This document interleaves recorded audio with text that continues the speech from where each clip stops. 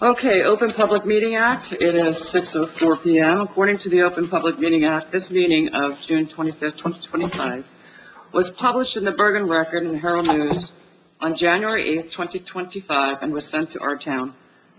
The executive session meeting notice was published in the Bergen Record and Herald News on June 18th, 2025. In addition, copies of the said notice are and have been available to the public and are on file in the office of the Township Clerk. This is according to Public Law, 1975, Chapter 231. May I have a roll call, please? Committeewoman Apici? Here. Committeewoman Artola? Here. Deputy Mayor Miller? Here. Committeeman Cholinsky? Here. Mayor Judge Carvello? Here. Okay, let's move on to executive session, Resolution 25-194. Can you read it, please? 195. 195. Yes. Authorization to enter executive session, matter relating to litigation, negotiations, and attorney-client privilege. Motion to enter into executive session. Motion. May I have a second? Second. Roll call.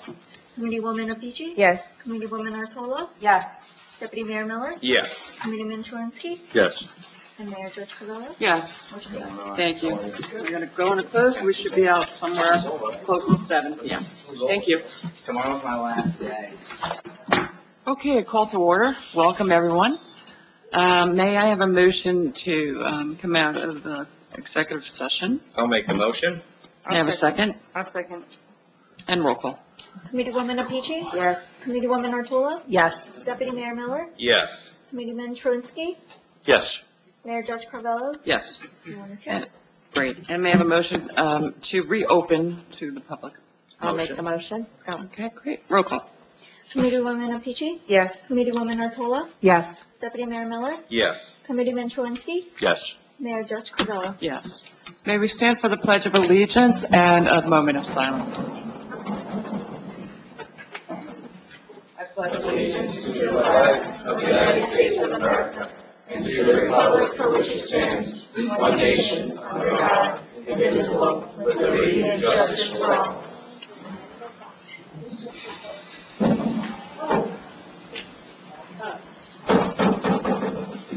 Thank you. All right. So we're going to do some of the proclamations we have here. And we have champions here for the for the Rochelle Park 12U Royals Travel Baseball Team. So I have a nice proclamation here. I would ask if the Royals could come up and the coaches. Mr. PJ, please. Mrs. PJ.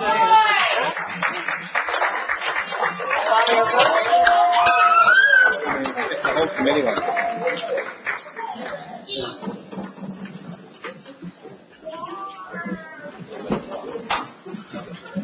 Congrats, gentlemen.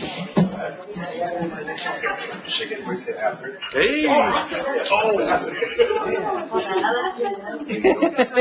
That's a nice trophy right here. Come on down, Mr. Harris. Hey, you know you're getting old when you dare students and coach.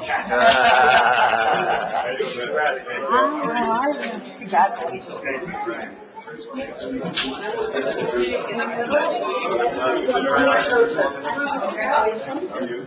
How are you?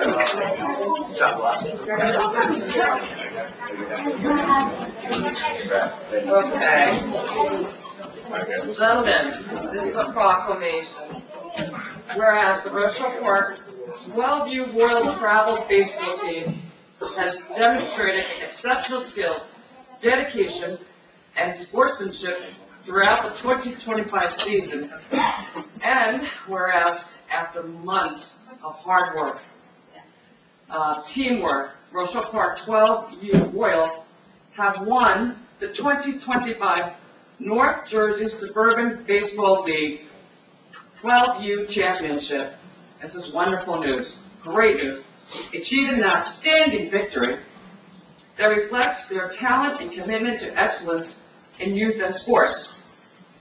Whereas the coaches, you see the coaches here? Players, family, a lot of family here, and supporters of the team have worked together to create a positive and motivating environment that fosters personal growth teamwork, and the love of the game. And whereas the triumph of the Rochelle Park 12U Royals serves as an inspiration to all the members of our community, showing that dedication and teamwork lead to success both on and off the field. Now, therefore, be it resolved that I, the mayor, and the Township Committee, the Committee of the Township of Rochelle Park, do hereby extend a heartfelt congratulations for the Rochelle Park 12U Royal Travel Baseball Team for winning the 2025 championship, and we proudly recognize the outstanding achievements of the following individuals. Now, if I get your name wrong, please don't get upset. Okay, I'm going to do my best here. Antonio Cabral.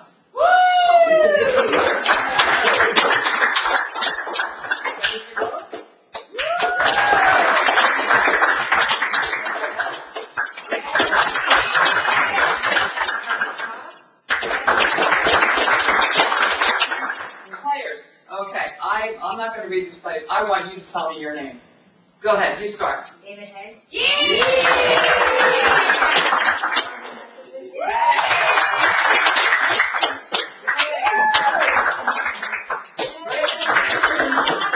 Evan Bell, yes?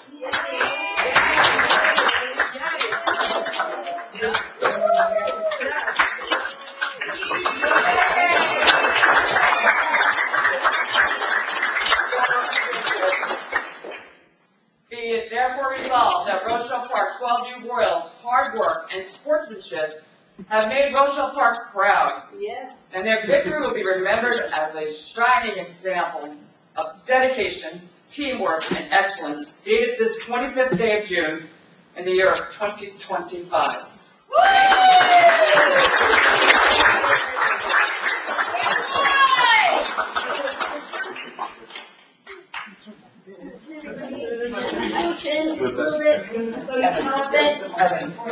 A little more time. Go.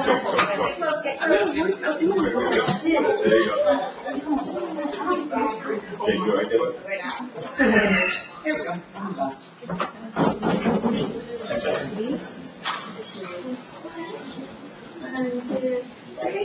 We want to say champion.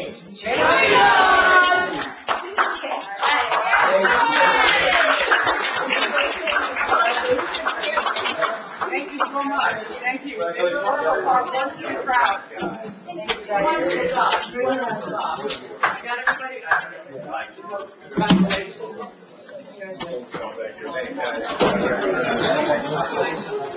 Congratulations. Okay.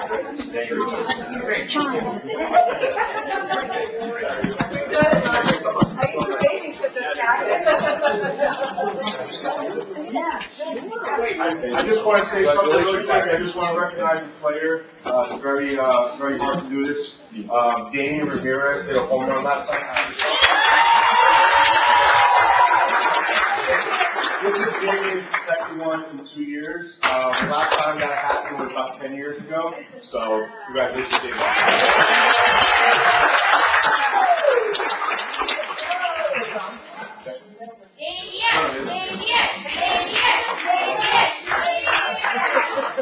All right.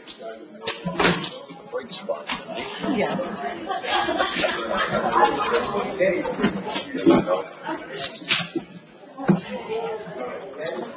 Thank you, everyone.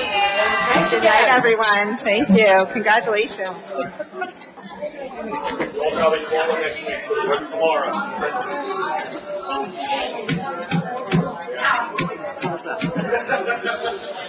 Congratulations. Congratulations. Good job. Congratulations. Congratulations, bud.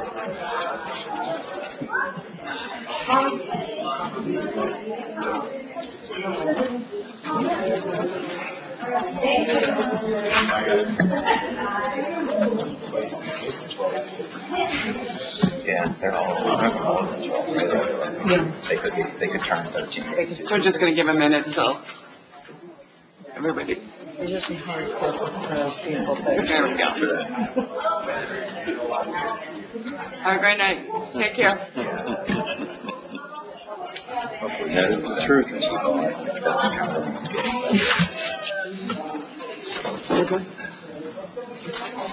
Alrighty, moving on to our second proclamation for the LGBTQ plus Pride Month.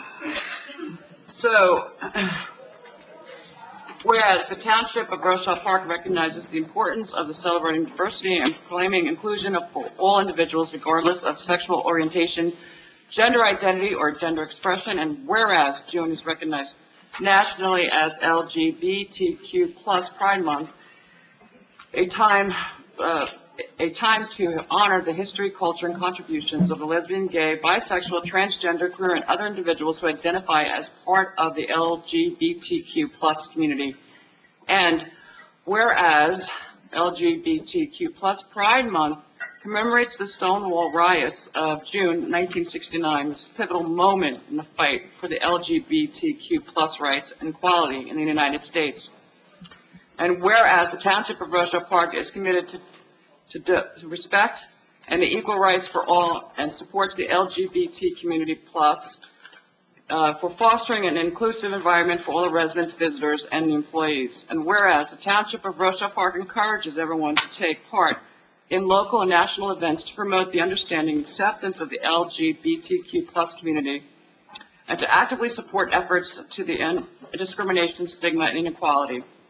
Now, therefore, be it resolved that the mayor and the Township Committee of this Township of Rochelle Park do hereby proclaim June 2025 as LGBTQ plus Pride Month in the Township of Rochelle Park. I could call upon all the residents to celebrate diversity, promote equality, and continue working toward a society where all individuals, regardless of their sexual orientation, gender identity, or gender expression, are treated with respect and fairness and dignity. This proclamation is now dated the date of the 25th day of June in the year of 2025. And thank you to everybody for giving respect and honoring everybody's diversity. I appreciate it. So we now have this on record. Thank you. Okay, moving forward, we have any correspondence, please? No correspondence at this time, Mayor. All right. So we have the adoption of the minutes and the work session minutes and the executive session minutes, both June 11, 2025. May I have a motion to adopt the minutes? I'll make the motion. May I have a second? I'll second. May I have a roll call? Committeewoman Apici? Yes. Committeewoman Artola? Yes. Deputy Mayor Miller? Yes. Committeeman Truinsky? Yes. Mayor Judge Carvello? Yes. Motion passes. Thank you. Approval of the agenda. May I have a motion to approve this agenda? Motion. May I have a second? I'll second. Gail? Yes. No, okay. Yeah. I'm sorry. Roll call, please. Committeewoman Apici? Yes. Committeewoman Artola? Yes. Deputy Mayor Miller? Yes. Committeeman Truinsky? Yes. Mayor Judge Carvello? Yes. Motion passes. Okay, so now we have some engineers' reports here. So I'm looking for Colliers. There you are. Hi, Ken.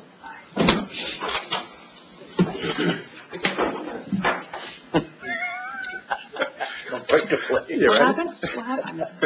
What happened? Hi, Ken. So this is Ken from Colliers Engineering. Okay, just put the microphone close. He's going to give us an update on the township projects.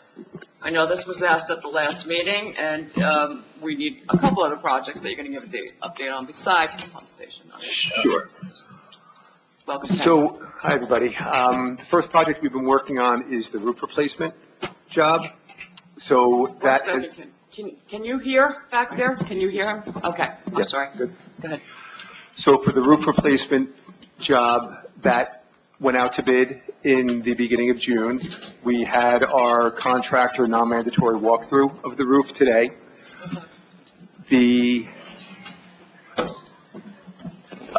I think over 20 contractors have actually picked up the plans and specs. We'll see how many actually bid, but there was one contractor that had recommended a product. We know that they have picked up the bid, so we're progressing nicely. The bids, I believe, the bid opening is July 18th, and we will review the bids and with the intent of awarding the project at the July 23rd mayor and council meeting. Which project? This is for the roof replacement? The roof, okay. Or the roof restoration. It's not a full replacement. It's The roof repair. Can you turn that on? It's not mine. I believe someone Oh, from. somebody, oh, okay. Oh, Yeah, they're looking for it right They now. probably are. I can't get in there. Oh, I got I'm the sorry, one Sure. second. We'll give it to the police chief, so it doesn't disappear. There you go. Thank you. Okay, let's start again. Now, Sure. this is for the roof repair? The roof repair, Okay, yes, and it's the whole roof? correct. Okay, and that's starting when? The bid Yep. will be awarded at the July 23rd mayor and council meeting. Got it. And I believe we built into the specification a time for completion of, I don't remember what the number was, but maybe 60 days to complete after it's awarded. Okay, Thank you. so now we got the roof. So we have the roof. Okay. The mid-block crossing, we went out and looked at that last month. That's the proposed pedestrian crosswalk at Carlock Field. I've done some internal review with that, with the other disciplines that we need to get some support from to do that design. And that's ongoing, but we're ready to start that project shortly. The goal for that is to present what it will look like, what we've come up with, and also incorporated some traffic calming features as well for next month's mayor and council meeting. So that, you're talking about the crossing on Chestnut Yes, by Carlock Field, the top of it. correct, correct. We've had some, we are currently working on the application for the DOT municipal aid grant for road resurfacing, and that is Lincoln and Chestnut Streets or avenues. The application for the grant is due July 1st, and we have the paperwork completed. We had to get our login information so we could access the portal in which to upload all that information. That has been done. So there's no hiccups in order for us to make our submission. We are ready to submit that by the end of the week. We will make sure that that is submitted prior to the deadline.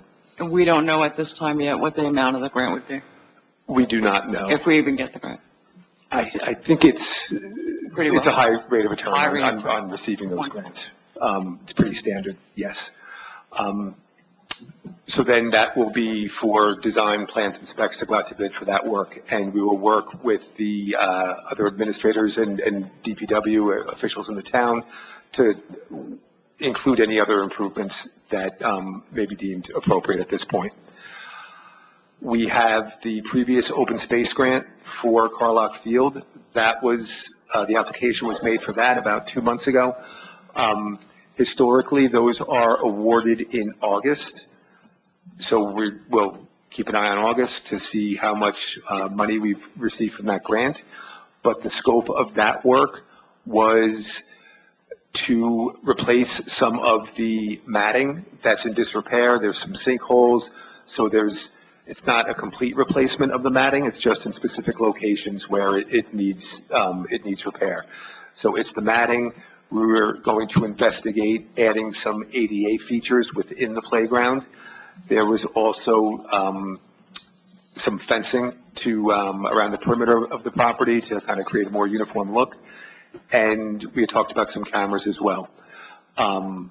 Additionally, there is a retaining wall along the perimeter that wasn't part of the last park improvement project. We are just going to do an investigation of that retaining wall just to make sure that it's what the expected lifetime is of the current configuration of that wall.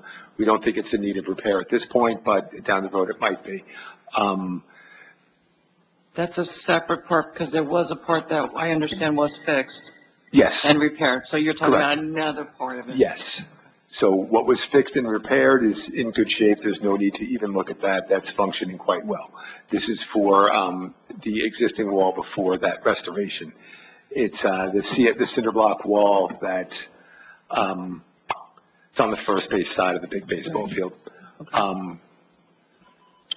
We are working on the model ordinance for floodplain regulations within the town. That came from the DEP.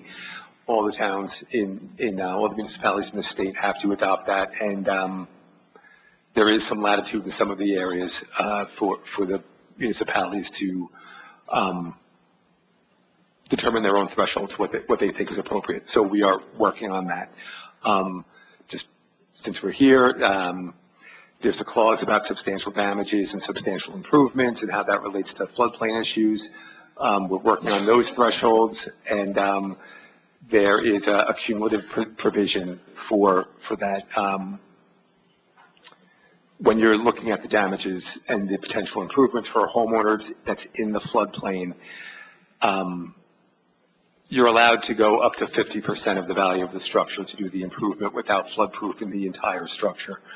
So the question is, you don't want somebody to come in and kind of bifurcate that process and come in for 40% one year and then 40% the following year, and basically do an end around the 50% rule. So there is a new requirement where you have a certain look-back period for a particular property in the floodplain that would add to that cumulative nature of improvements that could push the improvements over the 50% threshold and require a homeowner that's looking to do those improvements to really flood-proof the entire structure. So we'll work with the town for what we think is an appropriate number. And right now the discussions have been a 3-year look back for building permits or other improvements that have been done on that particular structure. That's all part of the model code that has to be submitted to the DEP for their review and endorsement, and then that would be adopted by the mayor and council after that. So that's something we'll be working on this summer. Additionally, we have had discussions about adopting new ordinances for charges for sanitary sewer usage. We wanted to investigate a more equitable distribution for heavier users, industrial users, commercial users, to have a bigger fee for the sanitary sewer system. We've talked about that internally at Colliers. We had a call with representatives from your municipality, and we are progressing that. And we do have some experience with other municipalities and how methods in which that has been adopted to have different usage rates. We want something that's simple and fair and not overly complicated. We don't want to make it another, job requirement just to monitor the sanitary sewer usage rates. So you'll be seeing more reports on that in the future. That is really just starting. And those are the projects that we've been working on. Thank you. Any questions from the dais, please? Yes. Mr. Miller. What would be the timeline of fixing that sinkhole at Carlock Field? I know you mentioned that because that's a giant hole. Camp's about to start. Any idea? If we stick with the grant allocations, the timeline, the grant wouldn't be awarded until August. We would have to go out to bid with the actual improvements, which we've been waiting to get the grant to do. So the real timeline for the overall improvements probably would be early spring next year. Right. So it would not be this summer. Is there any temporary solutions that you would recommend for us to take advantage of to patch that up? We could look at it, but certainly we could open up the carpet and just backfill and fill in the sinkholes, for now. And then just have to repair the carpet itself. I think Mr. Miller's point is valid in that. Sure. Certainly. This is heavy use right now? I'm sorry? The park is going to have heavy use. Yes, but we don't want anyone to get hurt. I know Mr. Miller does bring his children there too, so maybe we could take a look-see at that just to make sure that there's nobody that would be in harm's way. Sure, of course. Sorry, Mr. Miller, anything else? No, that's all. Thank you so much. Thank you. Through the chair, Mayor, if I may. I'm sorry, yes. So I'll start with that. Dave Brown has looked into patching material. I will tell you it's not cheap. And I mean not cheap. It's actually very expensive, but he has been looking at it. But we'll get with Ken down there again, maybe by leveling it off underneath and not just filling with that fill rubber material might be something we can do. Maybe we put gravel and then the fill, see if it works. But yeah, Dave Brown and I have had that discussion.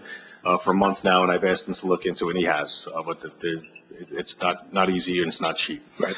As far as the flood damage ordinance go, I don't want you to think anything's being done behind your back. This is actually all in prep to have representatives of the committee eventually sit with James DiMaria, Pete Donatello, and Monica Mayanecki, who's our floodplain manager, our OEM coordinator, CRS coordinator. We're actually in the process of preparing a PowerPoint for the entire township committee to be shown at a township meeting.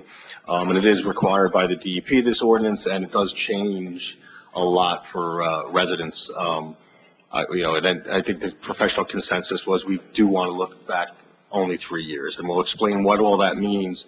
And it means a lot for residents who suffer floods. What I will say is one thing that residents should be prepared for as a result of this mandate from the state is that should you suffer a flood, no longer are you going to be able to just rip out your sheetrock and put in new sheetrock when the water disappears. It's going to have to go through permitting processes, and once again, the state feels they're smarter. But we'll get to that, and I just don't want you to think this work's going on without your knowledge. There will be an entire public reveal and a PowerPoint, so everybody gets the full understanding of it.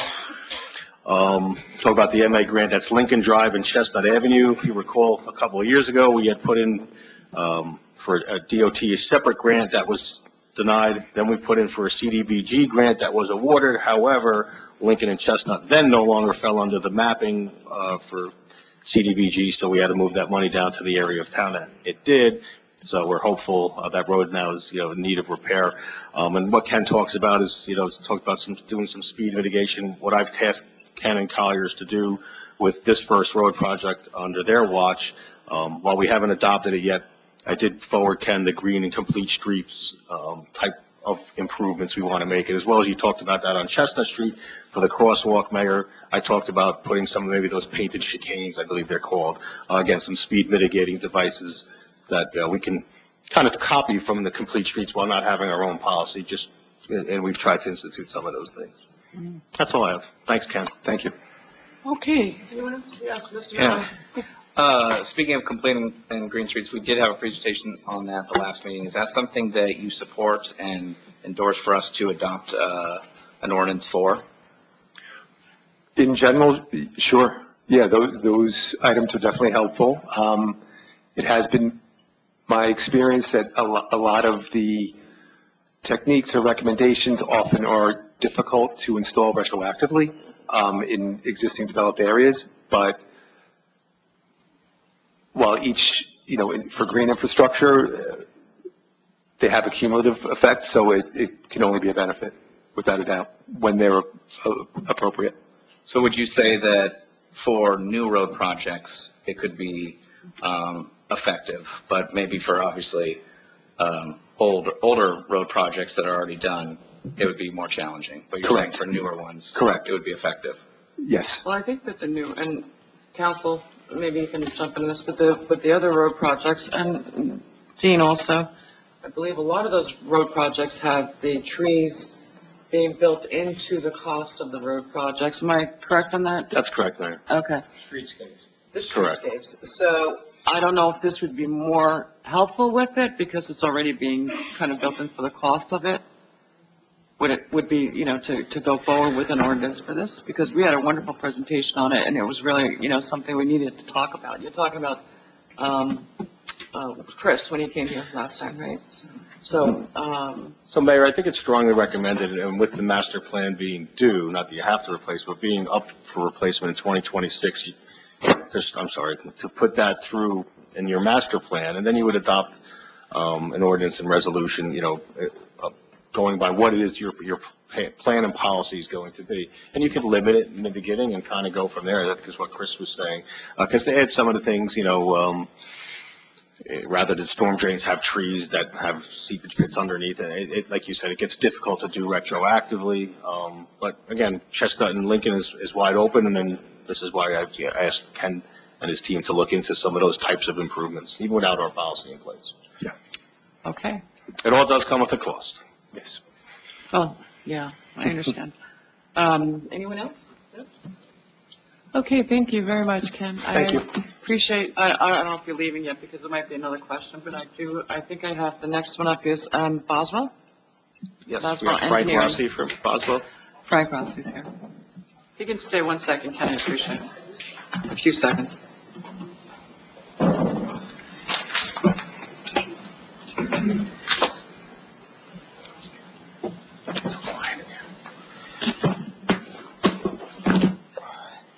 Hello, Ms. Rossi, how are you? Good evening, how are you? How's everybody? Good. So you're going to give us a little bit of update on the pump station and also the boring and some of that stuff, but mostly the ground testing, correct? I'm going to give you a lot of update today. All right. First, we did the borings, we got the groundwater samples back. The soil samples back, they were clean. We're doing the groundwater sampling on Monday. It was a little too hot this week, so they scheduled for Monday. We pushed it up, it was supposed to be today. They pushed it to Monday. That's the latest proposal that was just approved. What we did with DEP, All right, Mr. Rossi, let's just start from the beginning.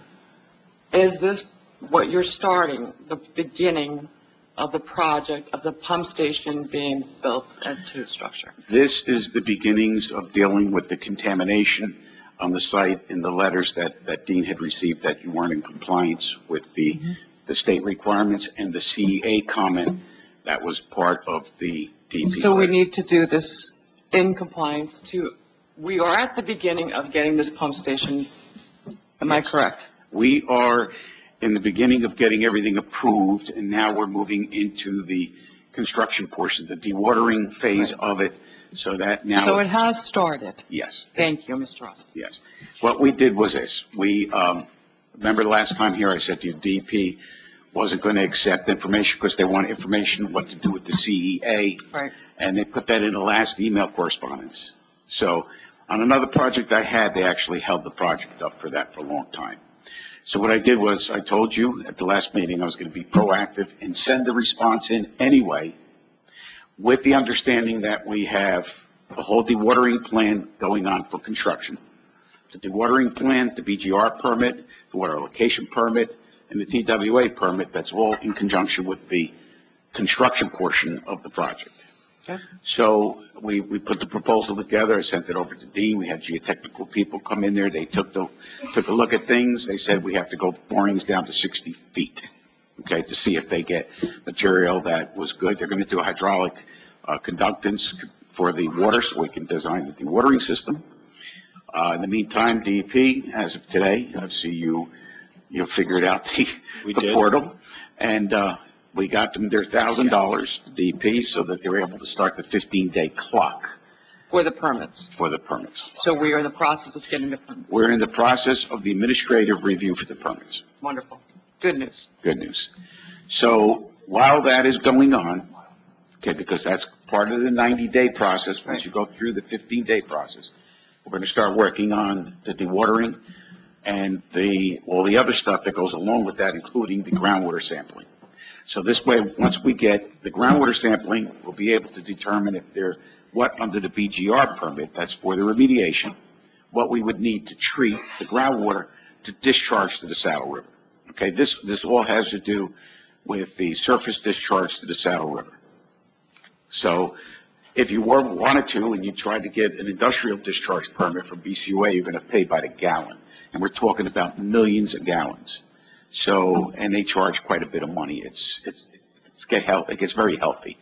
So what we try to do is create our own system. We've done this in North Bergen twice. We've done this in other areas where we just dewater. We get the necessary permits. We put the treatment that's required based on the contamination.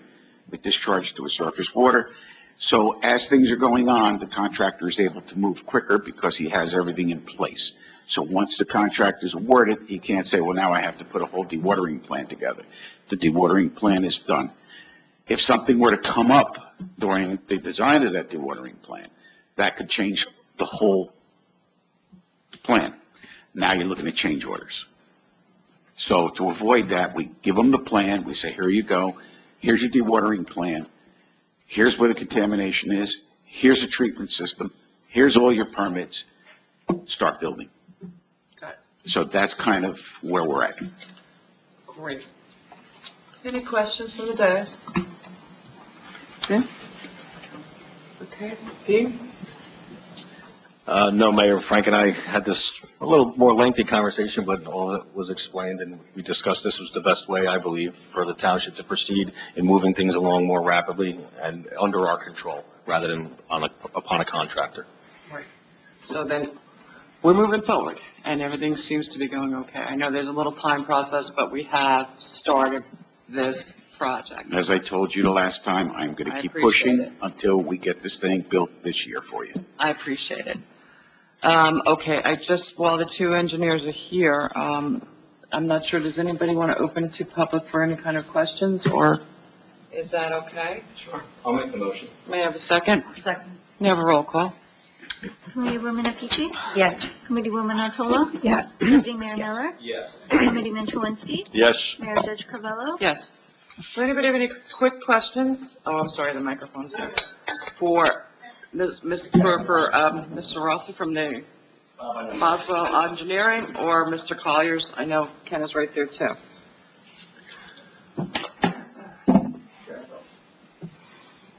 John Davidson, Washington Avenue, Great County, Delaware, right? We go back a number of years, so I have a lot of trust in the man, quite frankly. And I know I was up here at the last meeting, really asking to see what you're here. Now, with the timeline, because there was an awful lot of ifs and whats and whatever the case might be. But so when do you think, if everything were to go perfect, okay, which you certainly hope, what are we looking for as far as going out to bid and to, Probably within 4 to 5 months, okay, so that's not this year, or it's going to be in January. or if Yeah. that's He taking. said 4 to 5 months, so we're working on this very quickly, No, Mr. no, I Davidson. understand that. Okay. My point simply is that, We're hoping to keep pushing. Right. Okay? I'm giving you the regulatory timeline, Bob. yeah, no, I understand, And, because I can't guess with DPs. precisely. Okay? So I can tell you, it's my objective, and you know me. Yes. Okay? So I'm going to push them hard. Right. Water allocation permit, we're going to start looking into that. The geotech, as soon as we get the approval, we're going to move on that. They're already in line. Everybody's in line to go. Right, So we're not wasting that review time that DEP's taking to do the review for the land use permits. right, We're going to be getting the other permits in at the same time. Now, the water allocation permit hopefully will come faster because it's a construction water allocation permit. right. So once we get that in, then we get the BGR permit and the TWA permit, which, by the way, everybody, you'll be getting all kinds of different forms from me to sign. It's a form nightmare, okay? Just all these three-letter, Yeah, they're all the TWA is a treatment works approval.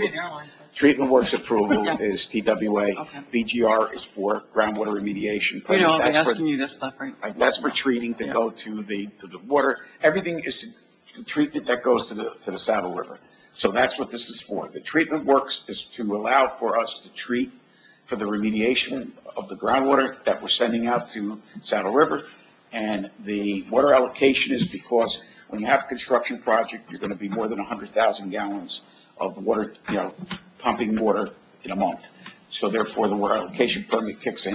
So, because you're going to be pumping 24 hours a day, 7 days a week. So we need to do that to depress the groundwater table. We have to also watch out what our cone of influence is because we can't go too far out because we're going to start pulling contamination. We got to be very careful. right. We don't want to pull contamination. I'm getting a better picture as you're speaking. Yeah. So the idea behind it is let's get this all ready to go. Okay. So that while they're reviewing on land use, we have the other divisions reviewing on it. And if land use comes back and says, which I'm anticipating this, what are you going to do because you have contamination? We're already in the process.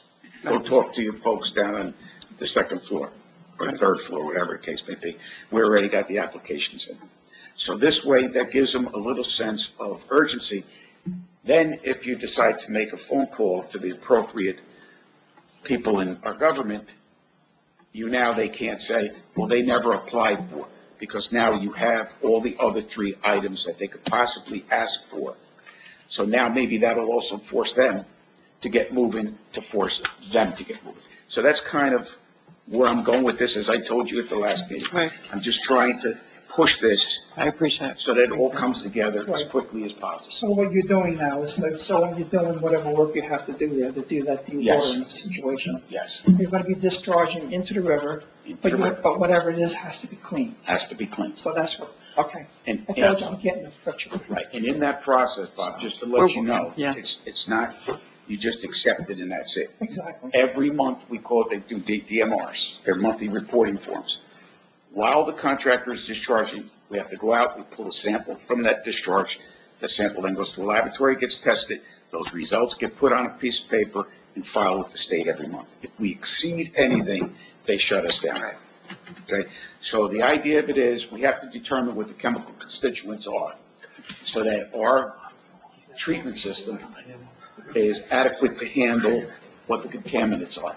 So if they're, hydrocarbon contaminants, or petroleum hydrocarbon contaminants, we're going to bring it through possibly a carbon filter. We're going to bring it through a bag filter to make sure there's no sediments coming in, because that's where you usually get the hang-up is in the sediments. Right. That has the contamination. So if we pull that out, operating this two-treatment system, I'm going to usually try for one because it gets costly when you put the next treatment system. It comes on a trailer, so it's nothing that the contractor has to build. They call up, the trailer comes in, they put it in place, they hook everything up, they pump from the wells through the trailer to the river. Now, once it gets dry, that's when you can start doing construction. What it does is the minute they'll draw, as they're digging, they're going to be drawing down the water table. Right. So we have to make sure they draw it down the way that they don't overdraw down the stuff, because we have to be careful too. When you pull down a water table, we have buildings and stuff we have to be cognizant of. We don't want to end up pulling the foundations of these buildings and having an issue. So we have to make sure everything we're doing, that our cone of influence is right where we want it to be, and we have to monitor that. So we tell the contractor exactly what needs to be done. All right, so this time period that we're just talking, just with this dewatering situation, is gonna be 2 months, 3 months? The dewatering goes through the whole construction period, Okay, that goes because throughout the entire process. until they're out of the ground, because don't forget, So they're actually building the road. you got a comminutor chamber you're building, you got a valve chamber you're building, you got a lot of things below ground, 30 Yes. feet plus down, Yes, okay? Once that stuff gets done, and they're in a position where they can say, okay, they'll start relieving that groundwater and letting the groundwater recharge to come back. All the above ground work you don't need to dewater. right. You're only dewatering for the below ground work. Right. So I think your question last time, Mr. Davidson, was, are we actually doing anything? And Oh, no, I believe no, that's that what, was not my question. okay, what was, My it was, question- you no, wanted I- to hear from the engineer. I wanted to hear. That we were doing stuff, right? The township committee directed to have somebody here, Right, and that's what I was asking. right. So So We I'm got- not questioning the township committee and what they want to do, because I understand. we're working. I perfectly understand. Thank you. So now, at least I hope that other people here. Does will anybody better else have understand. any other questions? Thank you. Thank you. You're welcome. Anybody else? Okay, motion to close to public? I'll make the motion. No, I'm sorry, you made a motion? I'll second it, yeah. We spoke at Okay, the same time. roll call, please. Committeewoman Apici? Yes. Committeewoman Artola? Yes. Deputy Mayor Miller? Yes. Committeeman Truinsky? Yes. Mayor Judge Covello? Yes. Okay, All right, thank Frank, you thank you. to our engineers. I appreciate you coming and informing us and bring us up to speed. I hope we can see you maybe again next month and maybe a little bit more if we need to have that. We'll be in touch and we'll work everything that we have to do going forward. All right, thank you. Thank you so Thank you. much. Thank Thank you, you. Ken. I And appreciate you Ken, coming. Ken, thanks for shaking your head in the affirmative during Frank's, you make me more comfortable. Oh, Ken Two was- engineers, Ken was- but two for the engineers price are of one. agreeing. Okay, wonderful. Mr. Rigatano, the CFO of our town, could you please come up? And we have Kathy Teresa here also.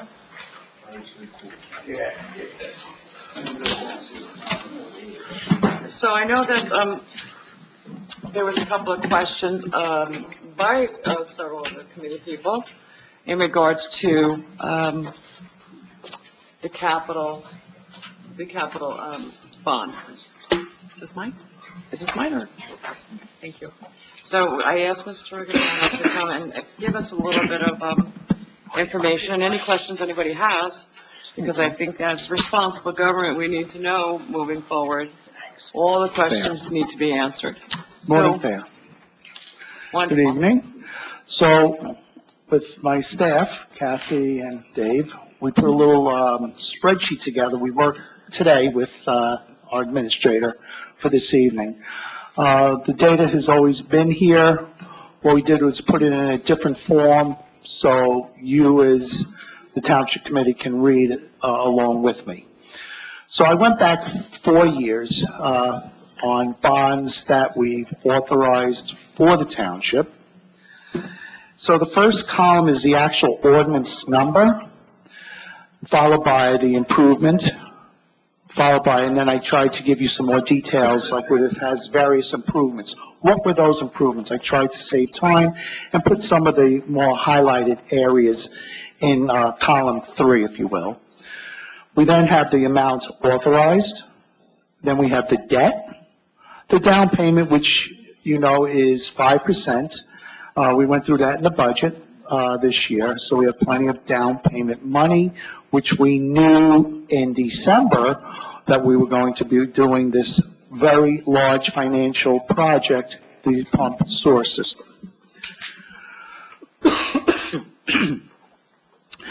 If you go all the way to the right, you're going to see reserve for debt. These are grants that are unappropriated, which means that when we go to the bond sale, that money is already saved, so when we issue debt, that will come off the gross debt. And that's something we've been doing for at least 20 years since I've been here. And the biggest number, which I had a couple questions, is what is our debt ratio? The debt ratio is, to try to keep it in simple terms, is the amount of net debt over the valuation of the town, the 3-year equalized valuation. It's a formula. At the end of the year, we prepare the annual debt statement, which is due on the 31st of January every year. So to keep it as simple, but to answer your questions, the amount of debt that any town can issue is 3.5%. That is the whole percentage of the debt that you can issue.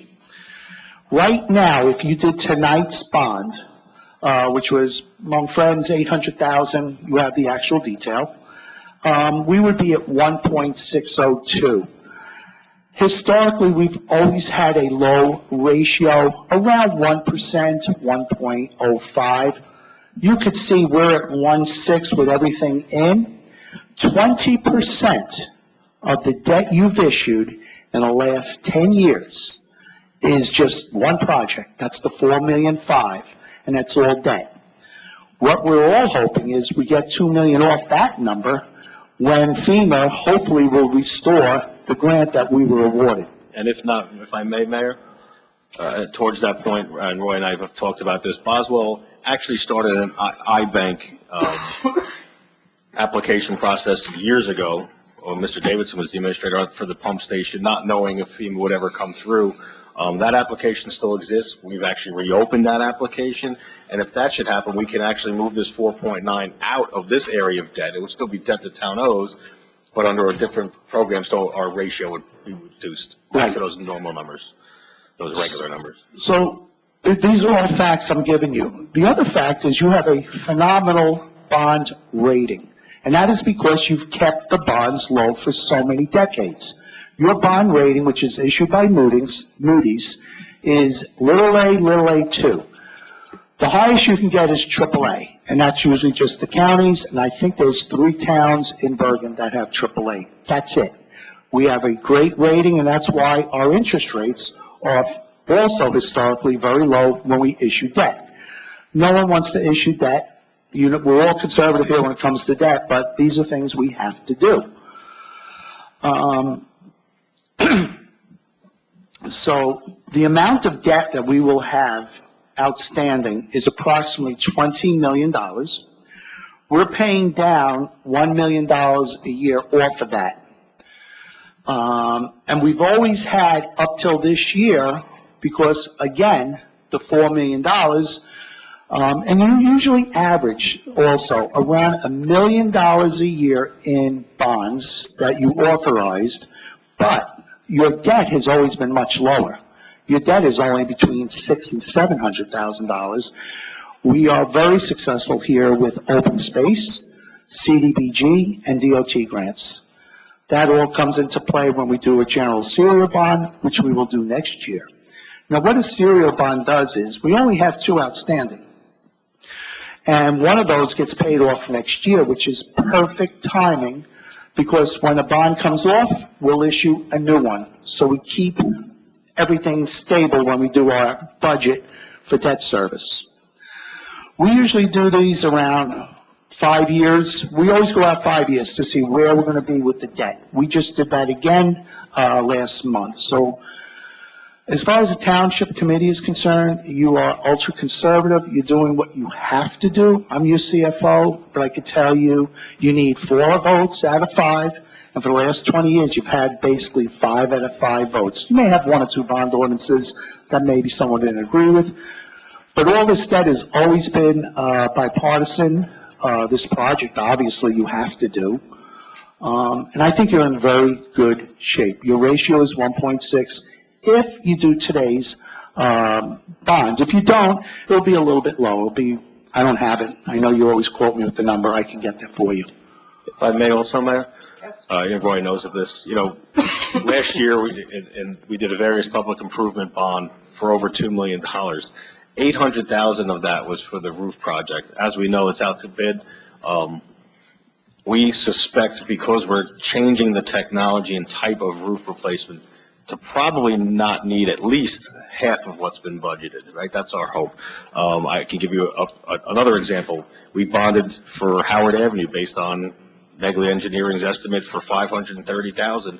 That project just bid at $159,000. I'm sorry, what's the number? $159,000 and change. So it came in way under what we bonded for, and that happens, right? Costs come down, they go up.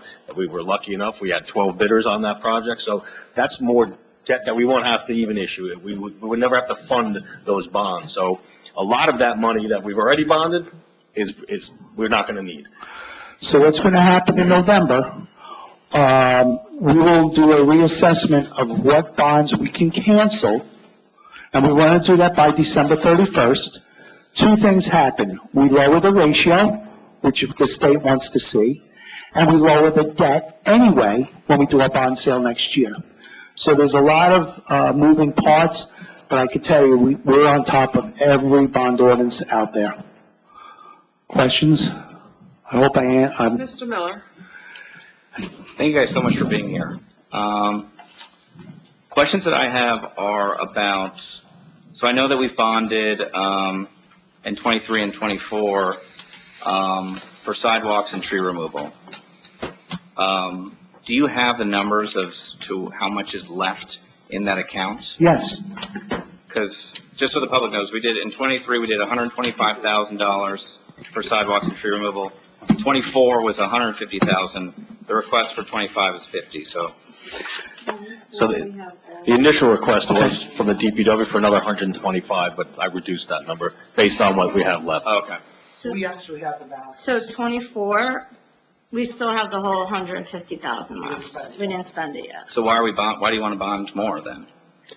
For the trees? It's trees and sidewalk. I can't take the bond for, it's specific only for trees. But you have $150,000 in there still. Yeah. So you need more money for the sidewalks? Correct. There's 25,000 and 23. How come the $150,000 hasn't been spent? It's just, Because 23 still has money left too. So we go from, so 23, I'll start using whenever 25,000 goes in. Then we go to the 24. So I will say we have currently at least 5 outstanding projects that Dave Brown has coordinated with vendors. It's getting the vendors here. I don't believe they've been encumbered yet. So and he has a list of sidewalks that are in need of replacement. And again, we can't spend that out of the operating budget. Trees, we all know, we want trees, and there are a lot of streets that just won't be repaved, and we won't be able to build within the street project. So that's, and Dave, just today I did put in a $10,000 tree, or $19,000 tree removal quote. So they go quick. 25. so that's interesting, because when we vote on this, we see the schedule of improvements, purposes, and amounts, and all it says is $125,000 for tree removal and improvement to sidewalks. But you're saying those actually have to be separate numbers. As far as the tree, let me read it. No, that's 50,000. 50,000 is for cracked and damaged sidewalks. That's the 50,000. That for 2025. Yeah. I'm referring to, in 2023, for example, the Township Committee, what they see is a schedule of improvements, purposes, and amounts, and it says 125 for both tree and sidewalks. Tree replacement and removal. That would also have the sidewalks. And then in too. 24, it said $150,000. Yeah. So really, for the Township Committee, those numbers should be separate for us when we vote on it. Okay, I'll talk to Separated Bonnie. between tree removal and. And Yeah, sidewalks, because we I can do assumed that. that was, it's one account though, but, okay, it's one We can account. split that up. We'll do that. Bond counsel writes the ordinance. I'll convey to Everett that will be more detail for the Township Committee. I believe the Get a update bond. had that, no? What's that? Didn't Linda from Willen send an updated version? But, does the committee have that? No. I have, Okay. this is what I have. This is just in case, This is the old one? the 50,000. Hang on a second, I think Gina has it here too. Thank you. This is the, yeah, but where's the more so many pages? Huh? Is this the exact same one, Gina? Oh, she is double, that's why it's double paged on it. This is double paged on this one. This is not, that's why it's thicker. Right, I mean, yes, this is descriptive for sidewalks, but just, okay, I see what you're saying, but still. But also, so Yeah, go you ahead. know, Councilman, any money that we spend from any bond will come before you, before we can even release the check. So it's always a double check and balance. I think we have enough internal controls here with your administrator, you know, with everybody that's up here. I just want to ask about two more accounts. Sewer and stormwater, 2023 bond, 225,000. Sewer and stormwater, 2024, 100,000. The 2025 request is 125,000. How much is left in that account? Okay, the 23, there's 10,374. Stormwater. Right, sanitary stormwater, 10,374. 24, you said? Yeah, well, yeah, please. That's $80,082. Left. We Left. added 222, 225. Yes. So I will, if I may, Mayor? 1 second, so you have close to 90,000 left for the previous 23, 24, and now you're asking for that, 125. Right. So if I may, Dave Brown has stated there is a large section of sanitary system that needs to be relined, and that runs from 395 West Passaic Street, the Ramada Inn, all the way to Somerville Street. So it goes down through West Passaic Street, through the backyards of Bennett Avenue to Somerville Street. And that's one of the last portions that need to be relined. Again, it's where we see our breaks, our leaks, and our infiltration. And based on past bids and numbers, we estimated out that probably another 90,000 needed, which would exhaust what was left. And again, if a sewer system breaks, this money's been used in the past to make those emergency repairs rather than having to do an emergency appropriation. So the number that's needed is 125 plus the 80 that's available? We need at least 90, so, but my fear again is we've had You always issues. want to have at least a safety net of 100,000. Again, and also don't forget, this is the storm, if a bus runs over one of our storm drains on a side street and it collapses, this goes towards repair of that because our streets and roads budget wouldn't be able to sustain those types of costs and repairs. Great question. And also, we don't borrow any of this money until the very end, when we are Correct. We out don't of fund. cash. So we're not paying not funding any them. interest. And in fact, we'll actually interfund. Interfund is where we'll borrow money from the current fund for maybe a month or two, and then do the bonds. Because we don't want to pay interest if we don't have to. One more account. Yep. Township Technology, 2023, the bond was 32,000. 2024, 40,000. the request for 2025 is just $10,000. For which one? I'm sorry. The equipment? Technology. Technology? Chief? Yeah, so we've done I started the police department a 5-year plan.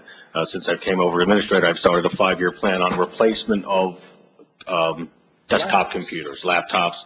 We recently just got one for the court and the clerk to use here in this room. So based on the numbers from our professional, Dart, he said, that would be a fair enough number. So I was able to bring that down. And again, trying to reduce this bond to below 800,000. The larger cost there is the admin software. So 23, we have no money left for Okay. technology. 24? 24, we have 14,000. Okay. So you need you need a total of $24,000, basically. And don't forget, this doesn't get funded. It's a 64. If this was to be approved tonight, probably not until August, September. So by the, Before we could issue that, before we can issue a purchase order. right.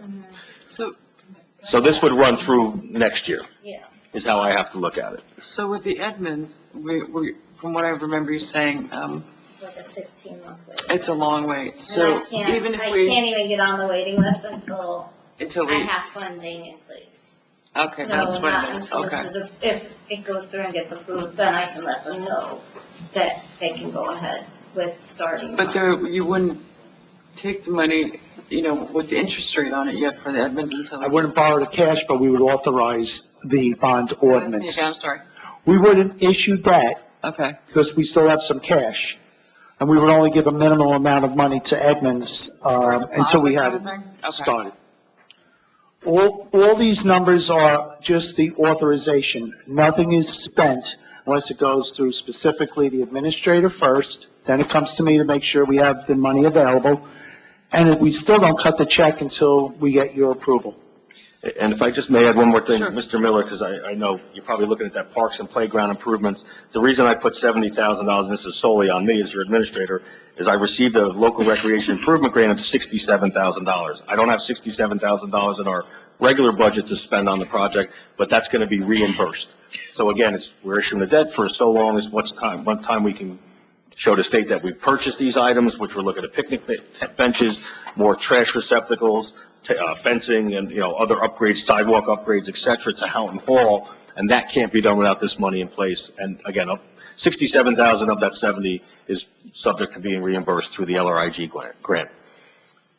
The last year, OEM Building and Firehouse, there was a bond for $80,000 for that. The 2025 request is $5,000 to level the OEM floor. How much is left of that bond? 62,000. 62,000. So why do you need $5,000? I don't think the work in the firehouse was completely done, Charlie, am I right? The garage, no, it was not. So again, it's waiting on, it's Dave getting quotes. Yes. So he's waiting for quotes, and then there's no bids, but he's waiting for quotes. So we'll have the money in place so we can do the award once we do the bid.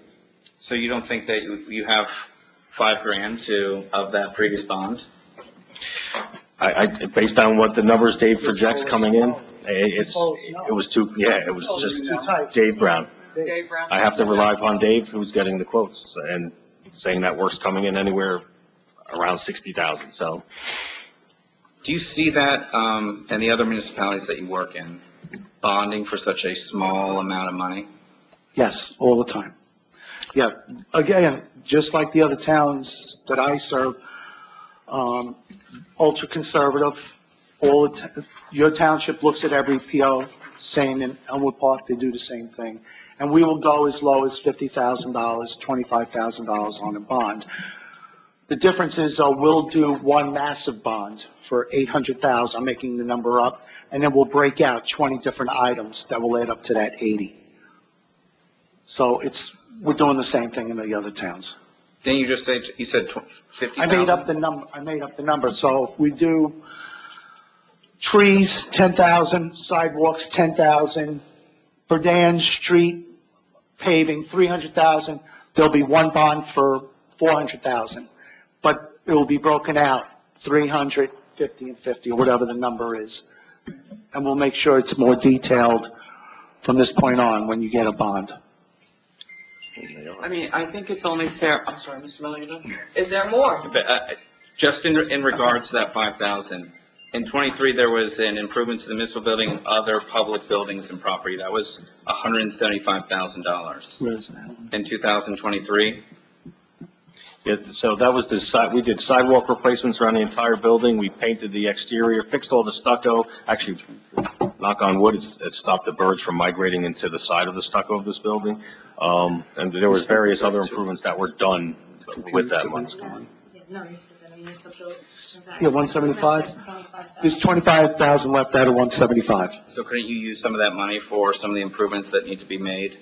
So we still have carpets in the hallway that I know Dave wanted to replace. They're ripping, they're tearing. There's other, again, as administrator, he comes to me and say, hey, I have these. And I say, okay, based on what we need, let's come up with a number for the 25 bond. And that's how we arrive at it, Mr. Miller. I'd like to say maybe a breakdown of more concise things. As Mr. Othello said, that going forward, we can get an idea. Well, the carpet's ripping there and we need this amount, this amount. So there's not as many questions, and maybe a little confused about where it's going. How much we have left, right? I mean, that's a fair question. How much do we have left? And so what we could do is on a quarterly basis, I'll sit with finance, whoever here, and we'll go through all the bonds, what we spent in that quarter, or even half a year, whatever you want. We do this on a monthly basis because we reconcile monthly. And if I could just add, I mean, if you think I wanted to wait this long to get the roof done, I did not. We're over a year. Unfortunately, We're there now, right? We're there now. but your frustration is my frustration. So it's a year ago, I sat before the committee and said, we need to get the roof done. You agreed and funded it, and here we are. So that money may still be in accounts, but it's accounted for, is my point. There's projects that are ongoing. And sure, I'd be more than happy to sit with you. If anybody wants to call me, and we'll go over it, and I'll show you what, we have in the pipes and what's waiting. So you will see in November a resolution before you, and we'll do this all before we come to the public, what we're going to cancel in bonds. Specifically, the roof will be the first one. We don't need that much money because that was the original estimate, which is why we bonded that amount. Authorized, we didn't borrow the cash. To authorize it, right, okay. Mr. Chwinsky, yes? Yes, I just want to back up for the question. I didn't understand the exchange you had with Committeeman Miller about was 60,000? Yeah, so there's a grant that comes from the state of New Jersey called Local Recreation Improvement Grant. It's a reimbursable. We were awarded this year $67,000, but in order for me to come up with $67,000, we need to bond. So I rounded up to $70,000 because trash receptacles alone are about $3,200. Those metal ones that you see in the park benches, all that up. There's improvements to Houghton Hall sidewalk that have to be made. The one set of stairs is falling apart. We want to put sound absorbing tiles inside because the echo is ridiculous. And there were some other improvements that I was asked to make. And again, the grant will cover that, but I need to have that funding in place in order to do that. I misunderstood. I thought there was was that the same amount they were talking about the firehouse too? Or was that something different? Completely different. This is only for local recreation facilities. And then my follow-up question to that is, so then like the stairs at Houghton Hall, you have that budgeted into to be done, or that would fall under that? It would fall under that. Where does, I don't know, it's a general question, where does it fall for buildings and grounds? So do we take that out of a budget, or do we have the bond for buildings and grounds? Where do we get the money for Good repairs, question. that kind of thing? So in order to bond, the law requires that you have to have what's called a useful life. It's got to be 5 years or greater. So anything that we bond has to have 5 years or greater. You'll remember with the police vehicles, you never could bond a car, it was always an SUV. Because the car is 3 years, an SUV is 5. So we always bought the SUVs and bonded those in the past.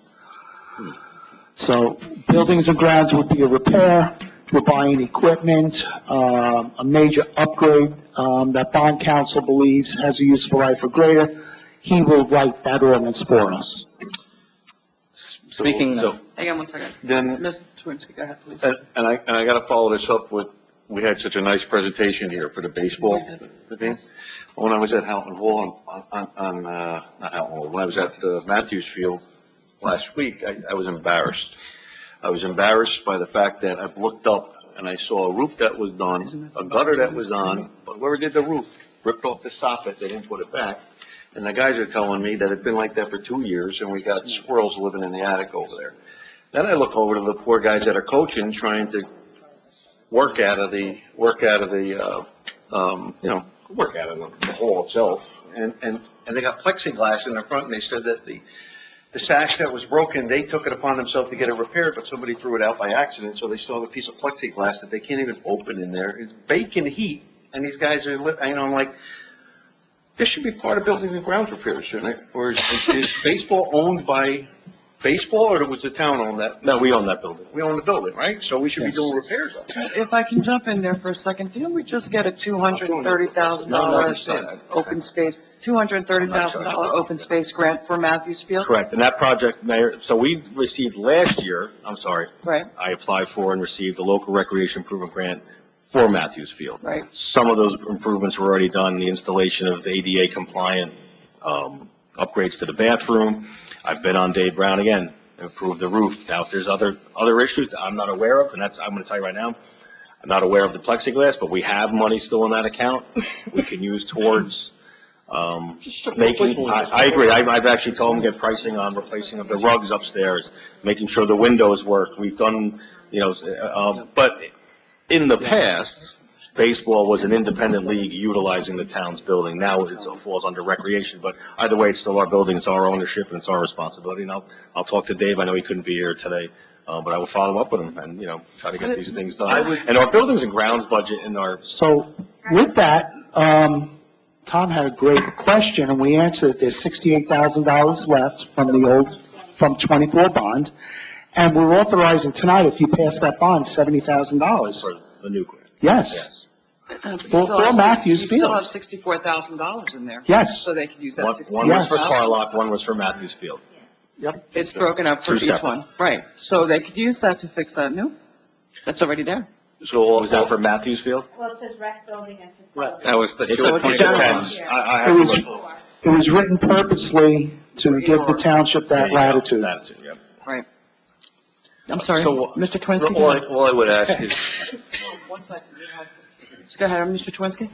all I would ask is if I can extend some help and just walk around with Dave or with you, whoever, and Absolutely. point out some things that I think are just easy repairs that shouldn't be plaguing the town. But it's embarrassing, you go down there and you look and these kids are coming to play and the parents are coming to play, and I'm looking up and I'm seeing squirrels coming out of the freaking attic. I'm like, Agreed, and I What are can we tell, doing? unfortunately, while it doesn't justify it, a lot of these things were in place for a long amount of time. The field is horrible, as the mayor mentioned, we have that grant coming through, that's actually, Boswell's preparing the bid specs for that, making improvements to the outside, but the building was always under that LRIG grant, that's my hope, but we will definitely set something up with you, Dave, and I. yeah, and I think like something like that with the guys that did the roof, that put the gutters on, I'll make a probably comeback. might even be in their contract that they Probably. should have did the repair to the soffit and it just needs to be pointed out. It was It never was a done. county co-op contractor, and I know the name, and I will make sure Dave follows up. That is Okay. something that's Great. dissatisfactory. Thank you. I agree. So, thank you. One last thing to clarify. So, of the $170,000 that was bonded last year for, it was titled Rec Buildings and Facilities, it's $68,000 is still available. That's it from 24. Rec buildings, Let me see. 69. 69,000. Okay. My question is, so you just mentioned that the language was written in a way where we could really utilize it at Carlock and Matthews, correct? Yes. Recreation, we have the actual bond ordinance. But when you use the language for sidewalks and tree removal, we have less flexibility. Because we usually do that when we're doing a bond for a specific road program. That's why we had a special, the tree was by itself, because we don't have a road program for where some of those trees are going to be Correct. planted. Correct. That's why it's a separate ordinance. Okay. It wasn't written separately when we voted on it last year. Okay. But that was different bond council as well, correct? Right, so it'll be more detailed. Please. Thank you. Ms. Fisher, do you have any? I don't have anything at No? this time. I'm sorry, Matt, any more? We're good? Nope. Okay. I think that, the point is, like, moving forward, I think it's more descriptive, it helps a little bit better, There'll because definitely be more, I think even when you have this capital Yep. And you're looking at this and we're saying, well, what is if we do this, because we did just bond 4.5 million for. Just for the pump station, That's what I was going to say. nothing else. That's what I was going to say, but that's already a bond there. You see where, and the confusion comes in now, how does that take us into a different bond rating? So when we do the various improvements, we usually have someone other than us, Dean, that comes in with us. Usually a council person will come in, township committee will come in when we do these bonds.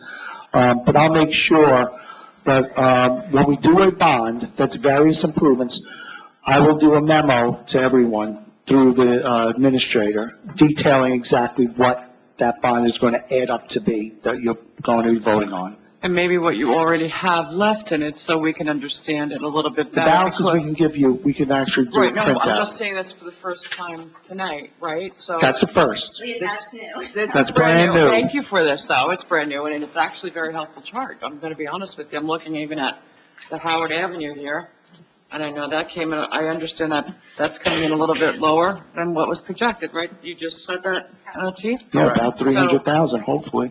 I'm sorry? About 300,000, we hope. Right, and now if that comes in, that money goes back into the bond. We're just going to cancel it in That's November. it.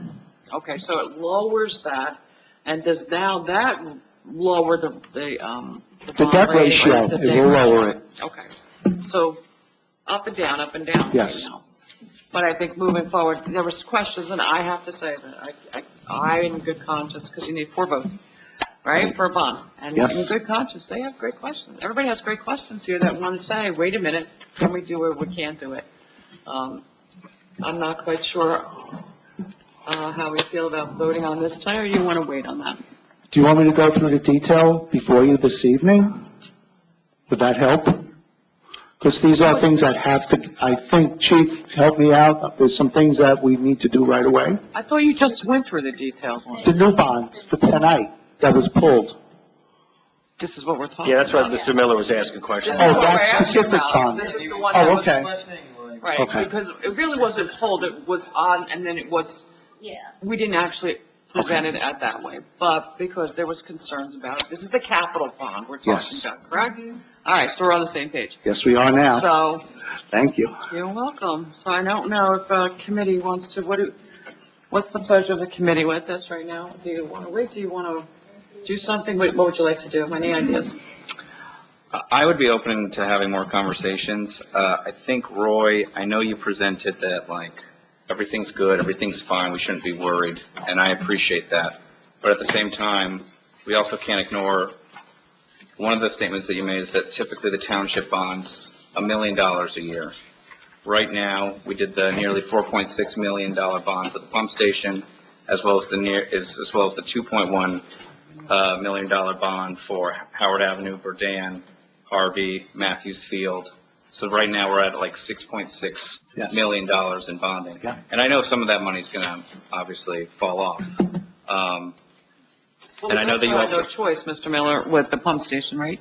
We had Absolutely, that was urgent We down had there. that, And the that's- 2 million there, and then Correct. unfortunately, the government pulled the brick grant. So the greatest example is $20 million through 20 years of bonds, 4.5 million one shot, 20% of all the debt you've ever issued was all done in just in that ordinance, which everyone agrees, I hear every meeting, you have to do it. Right, Yeah. right. Right, absolutely. Yeah. And if we take on another bond that was mentioned, that would be almost $8 million of bonding in 1 year, when the That's a lot. typical norm is 1 million. Yeah. So we're a small, tight-knit community. I feel like we had to obviously address this right away. We move together, we take sacrifices together. I think just more conversations would be appropriate and how we move forward. So I- we could do that, Mr. Miller, I appreciate what you're saying. I think I'm getting a lot of nods. Yes, let's wait from what I'm understanding. Miss Kathleen, you have something? No, I mean, we have the information here. I understand the concern because 8 million total is a lot. And just like in your real life, you have more expensive years in your family life than other years, and this is, whether it's a flood, whether it's a baby being born, whatever it is. So this is our expensive year here, and mostly because of that pump station. So, I don't mind waiting. However, I do know that these are legitimate costs. It's not on the agenda right now. We could add it to the agenda if somebody, no, it's, I have to do a resolution first.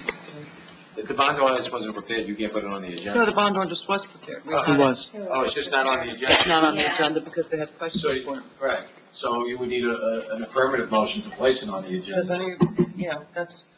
that's the question, because we do need more votes. I have, Yes, Mr. Twinski? I have one other concern with this whole conversation. It wasn't that long ago when we talked about moving forward with the pump station. Yes, we talked about having a grant of excess of $2 million. But we also did not have a conversation about an environmental cleanup. That came up recently, and it put us in a position now that that's unresolved. As much as we say that that's moving in, we heard tonight that it's moving in a direction, I don't feel comfortable that that's resolved yet. I won't feel comfortable with that resolved until we know we're putting a shovel in the ground and we're actually moving forward. So I know environmental cleanups, I'm familiar with them from a residential standpoint, and they can be a nightmare. They can be your biggest burden. I have a concern out there with that on top of everything else that we're talking about. So for me, I'm a little bit concerned about voting on a bond right now. I understand. All right, so right now, I know there's conversation. Mr.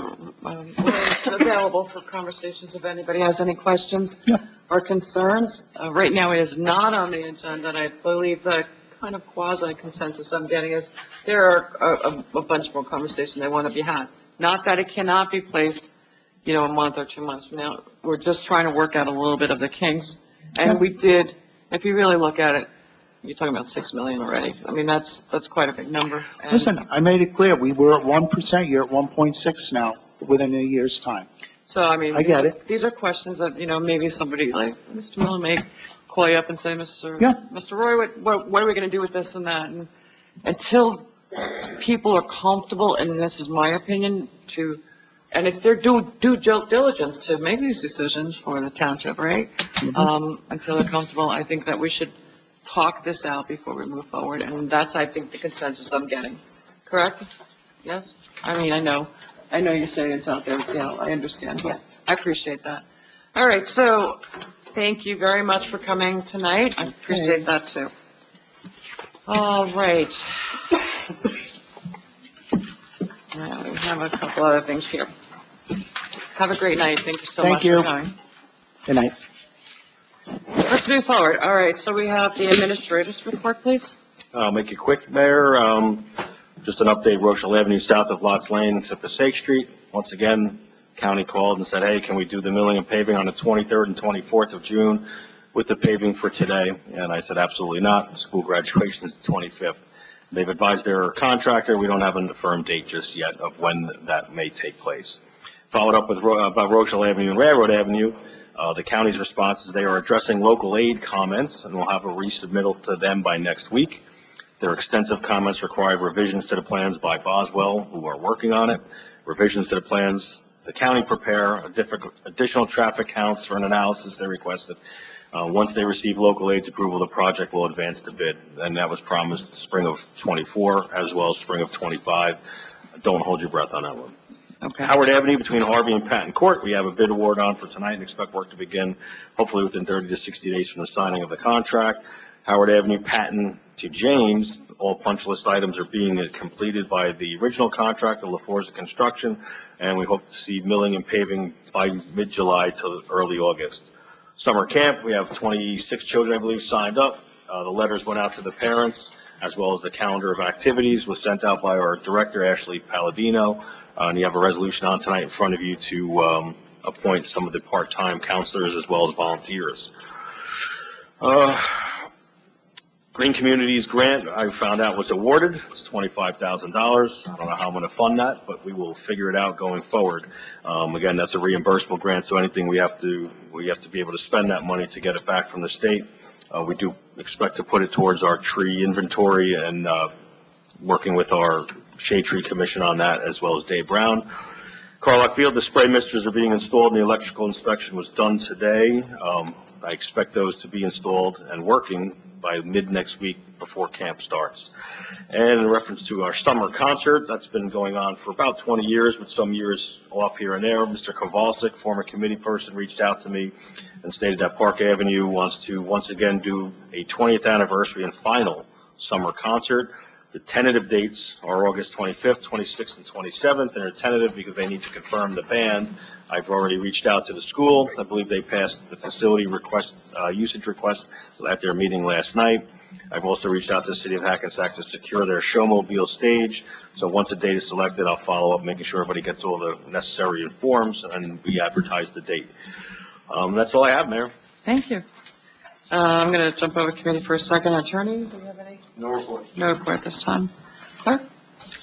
Gina? Presented before you tonight is for consideration and adoption of the renewal resolution for all of the liquor licenses in town, and I am happy to report that all licensees have paid their municipal fees, so we can go ahead and hopefully you will consider all of their renewals so that it's timely. Okay, great. All right, so under quasi, I'm going to put this under new business and non-new business.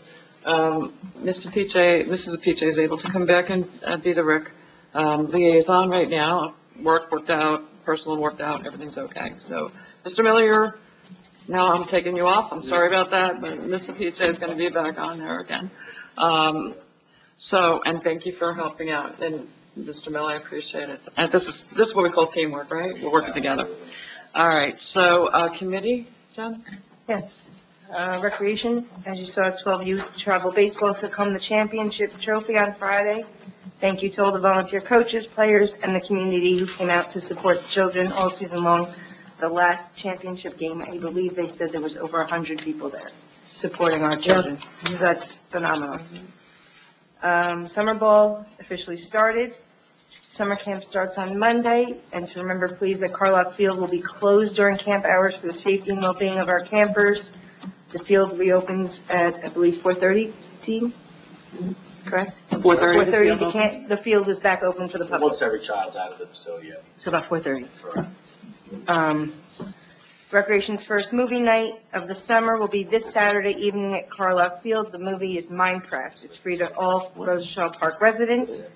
Bring your blankets and your chairs. The movie starts at 8 p.m.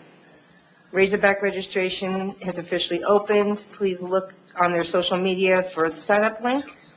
Adult softball, we have 63 people who registered. Wow, that's great. Yeah. That's brand new this year, right? Yes. So we have a huge turnout. It's going to start the second week of July. They have a handful, I don't remember the number, of sponsors throughout town who are sponsoring. Wonderful. They're going to do 6 teams. They're going to have the T-shirts made so the residents don't have to pay for anything. That's The wonderful. sponsors are paying for everything. That's for them. great news, great news. Yes. And then, again, they talked about they want to do Bocce Ball League signups mid-August to run September through the end of October. Thank you. I know that was brought up a couple of times, the adult softball by Mr. Mooney in the audience brought that up, and I'm so happy that that turned out. Is that co-ed, yeah? It's co-ed. Yeah, so, I mean, 18 and older. We did it a couple of years ago before COVID. Not this many people. There was I know there maybe was- 20, 25 people. I think that was a concern too, how many people we get. Yeah. And I'm happy to hear too that the amount of children has increased for the day camp. I don't know, we'll see. Maybe some, we still have time before the last minute of joining up, but thank you. Yes. Mr. Miller? Yes. Thank you, Mayor. Happy summer, Rochelle Park. The fire department responded to 27 calls in the month of May. The Rochelle Park Library Summer Reading Kickoff is this Saturday, June 28th at 1 p.m. in the Senior Center. Mr. Softy will be there. Access for All will be hosting a meet and greet on Wednesday, July 16th at 7 p.m. in the Senior Center. The public is invited to meet committee members and their neighbors and learn about Access for All's accessibility initiatives. Snacks and refreshments will be provided, and hope everyone has a safe and happy July 4th. Thanks so much. Thank you. Gail? Sure. Thank you. Congratulations to the Rochelle Park 12U Royals Travel Baseball Team champions. It was a pleasure to honor your win and have you and the coaches and the players here this evening. Congratulations. As for the court, the report for May is as follows. Traffic, 399. Criminal, 75. Total of $18,578.16. The revenue is up nearly $4,000 more compared to May of last year. Again, this month, the criminal number is our highest ever because of the summonses issued to 120 West Passaic Street parking. Thank you to James DiMaria for the work he has done.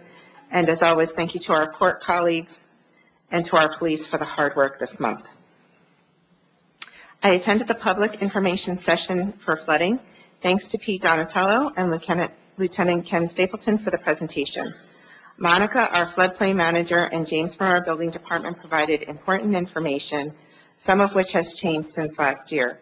Thanks to the CERT team for setting up the room and providing handouts. We had representatives from the Red Cross spoke and answered questions, and we also had fire department and DPW in attendance. Last week, I attended an informative workshop called Understanding Sensory Communications, Differences, and Needs, presented in partnership by the Rochelle Park Office of Emergency Management, Rochelle Park School District, and RWJ Barnabas Health. This particular session is designed for emergency responders, educators, parents, and all community members who want to better understand how sensory and communication differences can impact interactions during emergency situations. This session will give me the tools for my volunteering with CERT and also help me with my autistic nephew prepare for crisis situations. Personal note, he just graduated high school. I know, congratulations. And That's wonderful. the teachers have just worked miracles with him, so we're very proud of him. I stopped by 7-Eleven for coffee with a cop a few weeks ago. Our officers gave out free cups of coffee to patrons as they introduced themselves to them. They also had Rochelle Park police mugs to offer. About half the team was there. The wind nearly took away their tent, and they took shifts standing outside in the unusually cold weather for end of May. We're having the opposite weather now. Thank you to all the officers who organized and attended this community event. They are dedicated to building relationships with our residents. You have a great team there, Chief. Thank you. Huh? Yes. Oh, thank you. Yes. Mr. Trump, Matt? Yes, hello, everybody. From the DPW, the street sweeper has been out 14 hours. A DPW member has repaired 10 storm drains. 5 of them required walls to be rebuilt, and 5 had various pointing repairs. The relining project of the sewer trunk line that leads to the pump station has been completed. Household hazardous waste drop-off, July 19th at Bergen Campwell Mountain Reservation, 9 a.m. until 3. There's a reminder on electronic pickups the 4th Wednesday of each month. Please call the DPW to schedule. What else is here? Repairs have been made to the damaged section of Carlock Field Playground. The final parts of the Carlock Field project should be finished this week, according to Dave, and there have been 3 calls for sewer backups. That's all I have. All right, thank you. All right, I'm going to make mine short and sweet here. I have the police department. So a total in May of 1,316 calls were received. 4 service were answered in May. 200 motor vehicle stops were conducted with a total of 491 summonses. 35 suspicious persons were investigated, and 10 adults were arrested. 61 different criminal charges were there. I was also at the coffee with the cop. It was a cold day. But, I'm going to tell you honestly, they really gave it their all, and I really appreciate what they do for this community. I know that Mr. Miller was also at the sensory thing also. Is it sensory synopsis they had or something that would show you how to handle everything? So appreciate you guys going to that. Criminal arrests were highlighted by May motor vehicle stops on Rochelle Avenue, which led to arrests of several individuals with weapon offenses, including possession of a machine gun, a high-capacity magazine, hollow point bullets, and additionally on Mother's Day, officers located an infant left in a hot vehicle and charged a guardian with child neglect offenses. This is tremendous work that they're doing out there. They also, with the school, they had they went out to the lead went out to the baseball game. The officers went out, and that was in Somerset Patriots. They were in the parade, and they have the uniforms, the honor guard uniforms. If you haven't seen them, they're very sharp. And, really, I think they just came into effect like 2 years ago, right? Is that true? Correct, Mayor. Right? And they're very, very outstanding and sharp, and they did a terrific job. Also, by the way, the parade was wonderful too. I think a lot of people enjoyed the difference, the horses and everything else, and thank you to the parade committee for doing that too. On the 17th, on May 17th, additional participation in May 17th, Rochelle Park provided children with giveaways and novelties and badges when they were at the Rochelle Park Day. Rochelle Park Day was nice. They had all different things. We had signs there. We had them here too, slow down in our town. I see them quite a bit over town, so if anybody ever needs them, I believe they do still have some more. National Night Out is for now scheduled for Tuesday, August 5th, 2025. So mark your calendars, 6 to 9 p.m. Stay tuned to social media for updates, sneak peeks on this and other upcoming events. I do believe that I also want to say, before I forget, we are having our first, we're having our first newsletter. Before I continue, would you talk a little bit about that, Gina? On July 1st, we will be releasing our first ever e-publication of the Township newsletter, where you will find information about the latest and greatest Township events and latest improvements. Basically, if you're unable to make the Township meeting, we will be providing you with updates through this newsletter. So look forward to that. You can sign up for it via the Constant Contact platform, which we will post more about in the coming days. So if you could post that like maybe tomorrow so people can sign up for it. So I think the first one's July 1st that's coming in with that. Correct. With that time. Yes. Then they can actually just go right into it. And as it builds, you can see that hopefully on a monthly basis we can give you an idea of future things that are going to be happening, past things that have happened, and what we're looking forward to, including stuff with the budget or projects. And I meant to tell everybody about that. So it's called Constant Contact. Yes. And if the link is not live for whatever reason, for logistical reasons, you can always contact my office and I will manually add you to the list until we can get that link up and running. So they can contact you here at the town? Absolutely. So if anybody wants to be, getting on that link, maybe Gina will stay for a second or so after the meeting and you can get the email from her. Yes. Okay, so the seniors, tomorrow is their last meeting, which is June 26th at 1 p.m. They're going to have an ice cream social.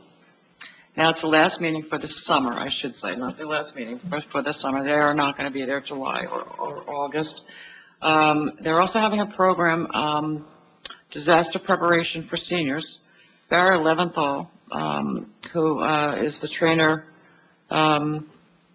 officer for Bergen County OEM, he will be there tomorrow to help and instruct the seniors of an emergency situation. He'd like to speak about it. So again, I said this is for the summer. This is their last meeting. The next one will be the next one will be September 11th at 1 p.m.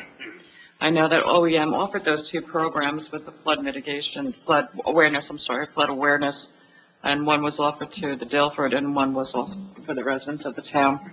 I was able to be at the one with Delford, and yes, the CERT came, police came, other towns came. It was the information we got would have been and is great information that people should know when there becomes a flood.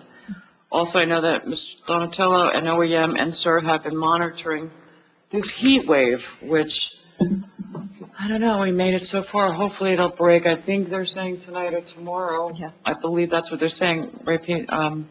Tonight into tomorrow, and it'll be going down to a cold 68 degrees or 70. We'll be wearing sweaters, because this heat has really been tremendous. But if you look on the CERT website, I don't know if we have it on our website, but I know on CERT website, if you need a cooling center, there's about 7 or 8 locations that are listed there.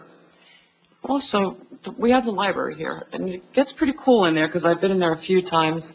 please feel free to sit down and read a book, grab something. There's computers there. Please don't suffer. Reach out. Reach out to any of us. Reach out to the administrator, police department. If you're having any problems or issues with the heat and you can't get cool, there are specific signs of heat exhaustion, heat stroke. You don't want to be in that position. And I ask the residents to never feel afraid to reach out. I want to say one thing. It just happened to me yesterday, and it personally happened to me. I was called 12 times by a phone number from a local bank in town with their phone number, and apparently it was a spoof. They call it a spoof, trying to get personal information from me, and they used the local bank's phone number. I'm pretty conscious about it. I did report it to the police. A report was made up, but just be careful, because I don't think they've been hearing too much about local places, trying to get information. This is a local bank. So I called the number back, and it was the local bank's number, and they said, we have no idea what this is about. So they're using that number. I know, unfortunately, some people, some of the seniors, I know one personally that did get, kind of jammed up with the stuff that happened, and, I'm not sure of how it worked out. I don't know if they found the people then, but they're overseas or whatever they are. Please just be careful. And reach out if you have any questions. I know our police department is always willing and able to help out. And let's see, and by the way, happy and safe 4th of July. I believe the Solid Brook fireworks are the July 3rd, and I know the Paramus is the 6th. The 6th they're having on Sunday. I can see both from my backyard, so I'm okay, but just letting everybody know, please have a wonderful, safe, and happy 4th of July. And that's all I have for now. Anybody else? Do we have any new business? No? Okay. Do we have anything on the new business, Gina? No. Okay, great. Thank you. All right, so this is public participation. May I have a motion to open a public, please? I'll make the motion. May I have a second? I'll second. Roll call? Committeewoman Apici? Yes. Committeewoman Artola? Yes. Deputy Mayor Miller? Yes. Committeeman Truinsky? Yes. Mayor Judge Covello? Yes. Okay, it's open to the public. Anybody have anything you'd like to say? Okay, please state your name and the town you reside in, and you'll be limited to 3 minutes unless at the mayor's discretion she wishes to extend your time. When there's approximately 30 seconds left, I will let you know that you should be wrapping up. It's me again. Hi, Mr. Davidson. Bob Davidson, Lexington Avenue. Dean, I know your frustrations about the roof. At least you have this township committee approve the funding to get this thing done. Year after year, I tried to get it done, and year after year, we never got the funding. So, I'm very happy to finally see that the building will be secured as far as that's concerned. So, Thank you. Again, it's just like, you need to recognize when you're doing good things. Thank you. And it doesn't matter whether you're Republican or Democrat. We don't look at it that way. That doesn't the way it works, okay? So, but I definitely want to thank you. Believe me, I understand the frustrations. And the whole idea with the capital funds, I appreciate the fact that you want to look into this a little bit further. But there are some items, like you said, with the stormwater and stuff like that. You definitely want to make sure you have money in there for that. For the stormwater, I'm sorry, stormwater, yeah. That whole area there. Oh, yeah, I understand. Could really be a big problem, so, thank you very much. Thank you very much. Anyone else, please? Mrs. Help.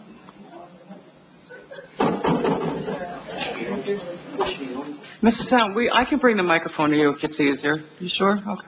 I need a stretch. All right.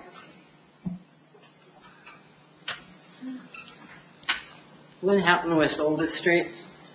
My first question is roofing. At the last meeting, it was stated that the roof was finally going to be done, not only this part, but the top part too, Right. correct? Right. Tonight, I'm listening to the engineer's report, Mhm. and he says, we're repairing it. What's repairing? We've been repairing for years. No. He used the word He did, repair. and I don't think it was used correctly, but So are we doing it finally, once and for all? we are, And no Band-Aid package? correct. We are. So Then that's, why is I the will, word- may I? Regular word repairing. That's a good, I picked that up too, Mrs. Allen too. Administrator, would you please explain what is actually happening? Sure, I'll start and maybe our, Mr. Twinski. Mr. Chewinski Yeah. can follow up with Yeah. his construction expertise. Wait, 1 second, 1 second. Is that all you have a question about, Ms. Allen? Is that the, oh, there's more? So we'll wait. Okay, all right. All right, go ahead. No answer?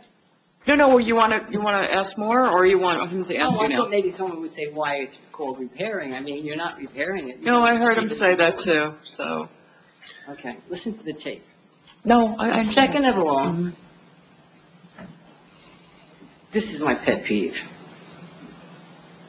You have 26 children registered for school, for day camp, Yes. and you have 10 or 11 counselors? What's the ratio, that 1 to 2? I don't believe they're all going to be, I think there's volunteers in there too, I believe. Correct, am I correct? Correct, Mayor, and they all won't work at the same time. They And- stagger their times and days. They're separate part-timers from what I'm You put understanding. all this money into all this stuff for kids to play with for the summer, when they're out of school, need a park to go to, and for 26, let's say you get 4 more, for 30 people, you're closing it from 8 o'clock, 8:30?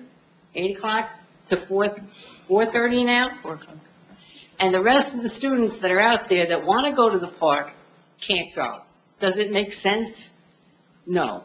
The park is for everybody, especially in the summer when they're out of school and they can have the freedom to go to the park, and it's all restricted. The taxpayers all pay, Mhm. okay? So if you don't have a minimum amount of kids to go to this park, I think it's very unfair for the rest of the children in this town not to be able to use that park from 8 o'clock until dusk. And putting up lights, to me, is an interference of everybody's backyards back there. 30 seconds. Okay. Because there's lights there now, and they interrupt everybody's backyards around there. And for that amount of money and the debt we have, I would postpone it as long as you can. Thank you. So let's answer some of the questions. Maybe you want to address the roof? Sure, I'll start with the roof and also the light question. And also, I need you to address, if you could, the security for the children that would be at the park that they can. Sure. I will go through what I can remember Thank from you. Mrs. Houghton's question. So as far as the roof goes, it's actually a newer technology. Traditionally, you would come in, the roofer would rip off the tiles that are up on the roof. They're square tiles that go down, and then they lay tar, paper, and then tar over the top of that. This is a newer technology that was brought to our attention that no longer requires that. So it's basically putting 2 inches or so of silicone gel up on the roof. It's more energy efficient and actually will come with a 30-year warranty. That is the entire roof on the first floor and the entire roof on the second floor. That's what's currently out to bid. I brought this new technology when I've learned of it to the engineer. They reviewed it. They've used it in other projects. Other municipalities have used it on library roofs, other flat roofs. So it is not a repair. He did say repair, but it's not a re-roof. And that's what I think he was trying to not say, that we're, installing a new roof, because it's really installing over the existing roof. As far as the lights, and then you can remind me of the other part, the lights are, the reason, back in 2022, the clerk failed to have a resolution executing this agreement. While it says Carlock Field lights improvements, that's not what's happening. We know what happened in late 22, 23, why the crowd came and the town committee pulled that. But rather than lose the $197,000 in that grant money, I was able to work with Bergen County Open Space and combine that with the 23 grant. So rather than lose that $197, we just have to execute this contract, but I already have authorization to not do lights and not do security cameras because it's part of the same rehabilitation of Carlock Field that you saw, the pavilion, the spray misters, and the bocce ball court. So that money will go to offset that improvement project. And what was the last thing? Oh, so there was an ordinance enacted by the Township Committee at the time that precludes people from being in Carlock Field, and unless that's amended or rescinded, that ordinance is placed that during the hours of camp, people cannot use the park. And I would say if With that amount of people, they should be able to control say, 30 people and still let it open to the rest of the town's kids. Yeah, unfortunately, that would be in violation of the town ordinance. You're making great ordinances all the time, but it's going to tell you something. As far as more security cameras, there's security cameras that you have now. Why do we need new ones too? That's not, At Carlisle Field. Because I pulled up many times about kids on the roof. And at one point, the dispatcher called, I don't know if he's still here, answered the phone and I said, there's 5 kids on the roof. And he says, wait a minute. He comes back and he says, oh yeah, I see them now. Are they even watching these security cameras? When I heard that?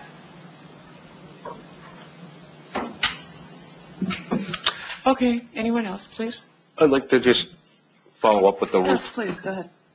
I heard the repair word also Yeah. from Ken, and there are also repairs in conjunction with the roof being entirely redone. So there's repairs to the existing, some of the existing materials that are on the roof, on the wall. The skylights are being replaced. There's a variety of other repairs being done in conjunction with the roof being completely recovered with what Dean was mentioning, a silicone technology that will warrant and give a 30-year manufacturer warranty. The manufacturer is involved every step of the way during that process. They do their own inspections on whoever does the installation, and they have to certify each step of the way. So it's not like they just get carte blanche, put the material down and walk away. The manufacturer is an active part of that, will be an active, take an active role in that. Right down to the end, where they'll actually take core samples from the roof to make sure that they've coated it thick enough to carry the warranty that they're putting out there. So it is a complete restoration, but there's other components that are being repaired while it's being done. There's areas of walls, there's over the Sallyport, the Sally roof, what was it called? Sallyport roof, Yeah. where it's leaking and there's a rust stain coming down the side, that's being repaired during this. Like I said, there's skylights on the roof that are old plexiglass skylights that are cracked that are gonna give way. Yep, there's a variety of repairs involved with the full restoration. It's a full project. So there's repairs and there's replacement, I guess, right, is the best way of putting it? So it's repairs and replacement. Has this phone been tested with the heat we've had in the last 3 days when highways are caving in and everything's sinking? Has it gone through a heat treatment? So Technology test or anything? I've been made aware through Dave Brown, who walked with several of the vendors, that the product actually, and they showed Dave, they brought a tile and showed with a thermometer, it actually reflects the heat and it will make the building more energy efficient at the end of the day. It stays at ambient temperature. So, Okay, you're welcome. thank you. Hi, Mr. Brazel. Diane Verhassel, Forest Place. My question is tied into something I brought up a couple of meetings ago, and then last meeting where I wasn't here, but I heard about it. You guys discussed, your words, reputable tree landscapers and cutters. I want to know what determines to make them reputable. I discussed how many other towns have their landscapers registered. It requires them to show proof of insurance, their license, et cetera, which would protect the residents, and they would also know the rules. You won't have to worry about them parking in front of hydrants, hopefully not. Blocking people's driveway, parking the wrong way on the street, et cetera, et cetera. I know it's not a guarantee, but it would remind them of the rules. Tied into that, I know tonight you're talking about the crane lowering the amount, or whatever. The Insurance, right. But I want to know if those crane people are registered also. My reason for that is, before the crane ordinance came in, one of our neighbors was doing crane work, dropped stuff on our roof, totally damaged the roof of our garage. Oh yeah, we'll fix it. End result is we had to pay for it. That's down the road. Then you guys did this. Well, about a month ago, diagonal from us, somebody had a massive crane in their backyard taking down a very large tree. And eventually, not us, but a phone call was made that eventually got to Dave, who then stopped by and said, oh, they don't have a permit, you have to stop your... But if whoever could not call Dave and he had not stopped and told them, they would have done the entire work without a permit. And my concern is, were they registered people? Again, they would know then they had to get a permit. And I think that entire process, it would make a little bit of money making these landscapers registered. May not be a lot of money, but every little bit helps. And then you would have a list of landscapers that show you they have insurance, they know the rules, they have the permits, et cetera, et cetera. And there's a reason all these other towns do it, and I don't understand why we are not. Go ahead, Mr. Pinto. This has come up before, and I've thrown it on this committee. Listen, I've had a subsequent conversation with Hector Olmo from Paramus. He says he finds it helpful for code enforcement, but they have a daytime code enforcement officer. We don't currently. Ours is part-time. When he can get here on certain days, he does it. I've actually explored looking into shared services to maybe get Mr. Warnett and Mr. DeMarie here during some daytime hours, because they both work for Little Falls, but that's down the road and that's moving forward. The ordinance couldn't hurt. We have had it in the past, and then the clerks no longer wanted to collect the information, is how it was explained to me. This was long prior to me being chief, maybe Bob recalls. But I remember as a patrol officer being told there's a landscaping list, and if you see a landscaper, let Ginny DeMaria know, and I think that was the last time we had it. But I don't see how it can hurt. And again, it's just logistics, and this committee would have to put the ordinance on the books. Well, if they did it before, is there an ordinance on the books? There is, and it requires any landscaper that works in town has to be registered with the state. With the state, Correct. not with the town. Correct. So that could be corrected. Okay. Could be. Sure. We may have to. It's on this committee to enact an ordinance. We'll have to look into that ordinance. Thank you, Mr. House. Thank you. I think that would be a great idea. You think so? I think so. Oh. Hi, Chris Muller, Forest Place. I had looked into this before. If you look up 185, 123, or 125, it says landscapers have to be registered with the state, but they also have to report to the town. So people who are registered are supposed to be reporting to the town. That's already in there. How you enforce that? Correct. That's been my dilemma. Right. I also wanted to bring up, you're talking about complete streets and such, and there's wait, I forgot a piece of paper.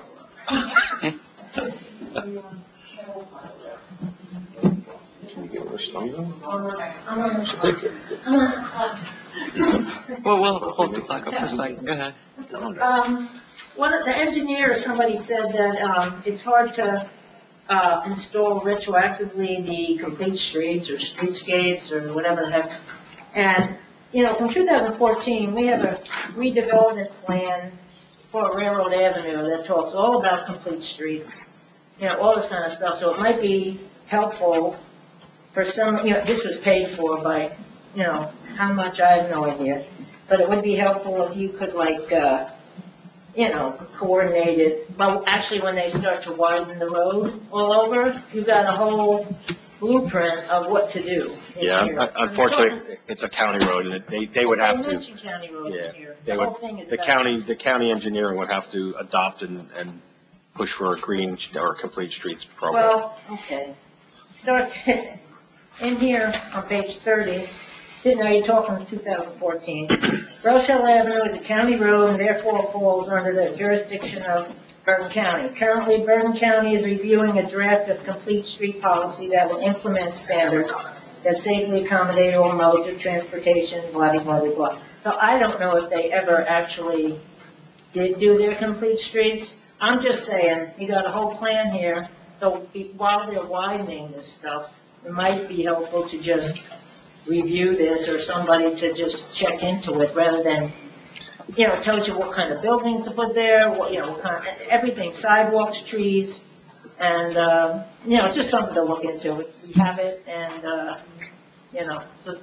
that's all. Thanks. Thank you. Anyone else? All right, hearing or seeing no one, may I have a motion to close to public? I'll make the motion. May I have a second? I'll second. Thank you. Roll call? Committeewoman Apici? Yes. Committeewoman Ortula? Yes. Deputy Mayor Miller? Yes. Committeeman Truinsky? Yes. Mayor George Carvello? Yes. All right, so we have an introduction of ordinance. Ms. Gina, would you please read that? Yes. We have introduction of ordinance 1239-25, amendment of chapter 86 entitled Crane Regulations. All right, any other? No, No? let's do bond. You want to do that separate? Yes. I'm sorry, I'm going this way. Yes. All right, so we want a motion for that, right? Yes. To May I have introduce. I'm sorry? To introduce. To introduce, may I have a motion to introduce 1239-25? I'll make the motion. May I have a second? Second? Roll call, please. Committeewoman Apici? Yes. Committeewoman Artola? Yes. Deputy Mayor Miller? Yes. Committeeman Truinsky? Yes. Mayor Judge Carvello? Yes. Motion passes. Okay, and the next ordinance is, just you can read the first part of it, that's fine. You don't have, just the first sentence of it. Okay, it's a lengthy one. Yeah. Introduction of ordinance 1240-25, bond ordinance amending and supplementing bond ordinance number 119724, heretofore finally adopted by the Township Committee of the Township of Rochelle Park, March 19, 2024, entitled, and then I will skip over that. Okay, very good. Yes, and we're basically increasing the appropriation to $540,000. And this is from, To increase the authorization of bonds or notes to $513,000, and to increase the down payment to $27,000. This is a supplemental. this is a supplemental bond. That, can you explain that a little bit? I can if you'd May like, I Mayor. defer to? Okay. Sure. Their So administrator. this is for the Carlock Field project. That's been ongoing. And as you recall, Mayor, when you walked with us, we started to add a lot of things that we saw would make more sense to that project. One of them being the retaining wall increased to 110 square feet. The concrete edge curb, which is 12 inches wide, has increased 60 linear feet. The hot mix asphalt driveway at 7 inches thick increased 148 square yards, as well as the electrical improvements increased to 13,500. So it brought us a little bit over what was originally budgeted for that project. However, again, in combining the two open space grants, it makes us for more eligibility for that grant money. We're not going to leave any more on the table. We'll actually be able to get up to 50% more back. We'll get 50%. Yeah. Okay. So may I have a motion for ordinance 1240-25? Motion? May I have a second? I'll second. Roll call. Committeewoman Apici? I'm going to recuse myself from this one. Okay. Because you have a Yep, conflict. I have a conflict. You have a conflict. Okay. Okay, for the record, Mrs. Apici has recused. Committeewoman Artola? Yes. Deputy Mayor Miller? Yes. Committeeman Truinsky? Yes. Mayor Judge Carvello? Yes. For affirmative, motion passes. Thank you. And Mayor, if I may, I need to read a little statement Yes, into the please. record. Notice is hereby given that ordinances 1239-25 and 1240-25 were introduced and passed on first reading at a meeting of the Township Committee of Rochelle Park held today, June 25th, and ordered published in accordance with the law. Said ordinances will be considered for final reading and adoption at a meeting held on July 23rd at 7 p.m. in the Township of Rochelle Park Municipal Building, at which time all persons interested will be given an opportunity to be heard concerning such ordinances. All right. May I have a motion to open to public for the ordinance? Motion. May I have a second? Second. Roll call. Committeewoman Apici? I'm going to recuse myself. Committeewoman Artola? Yes. Deputy Mayor Miller? Yes. Committeeman Truinsky? Yes. Mayor Judge Carvello? Yes. Any from the public? Okay, here, seeing no one, may I have a motion to close the public on this ordinance? I'll make the motion. May I have a second? Second. Roll call. Committeewoman Apici? Recusing. Committeewoman Artola? Yes. Deputy Mayor Miller? Yes. Committeeman Truinsky? Yes. Mayor Judge Carvello? Yes. Okay, so now we have ordinance 1235-25. Would you please read that? Amendment of Section 185-76 of Article 9 of Chapter 185 Land Use and Development Regulations of the Township of Rochelle Park Code of Ordinances. May I have a motion to adopt this ordinance of 1235-25? Motion. We have a second? Second? Roll call, please. Committeewoman Apici? Yes. Committeewoman Artola? Yes. Deputy Mayor Miller? Yes. Committeeman Truinsky? Yes. Mayor Judge Carvello? Yes. Motion passes. Thank you. Okay, so the consent agenda, all, We have to, I'm that's sorry? for the adoption, right? Yes. Yeah, so we need to open that to the public. this has, We we just did that. Oh, which, Oh, I thought you did it for that one, okay. yes. Yeah? Yes. Okay. Yes, I mean, we can open it again. No, if you opened it to the Oh, public for okay. everyone, that's fine. yes, we opened So then- the public for ordinance 1235-25. So that's what it was open for, public. Okay. So this is the 1235. And then we adopted. So then, Yep. we're good? Correct. Okay, great. Okay. Good? Yes. All right, consent agenda. All items listed below are considered to be routine and non-controversial by the Township Committee and will be approved by one motion. There will be no separate discussion of these items unless a committee member or citizen so requests, in which case the item will be removed from the consent agenda and considered in its normal sequence on the agenda as part of the general orders. Okay, are there any questions or concerns or Yes. questions? Yes, hi. I have to recuse myself from 198 and 200 for conflict. 198, okay. And 200. Carla, okay.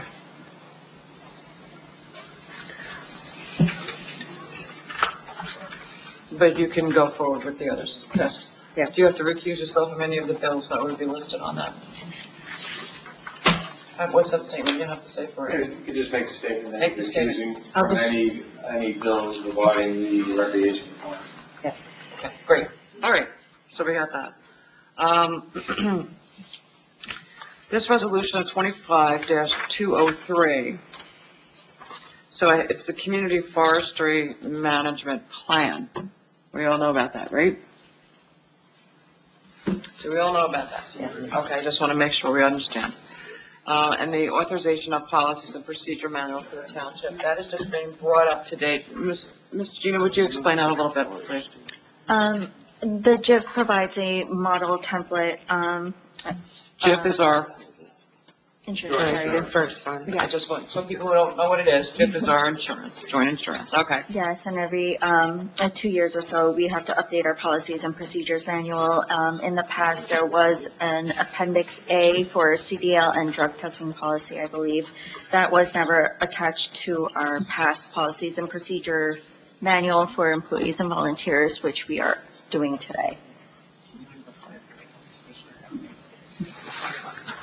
And this has been approved by our attorney and our insurance carrier. It was recommended that we do this.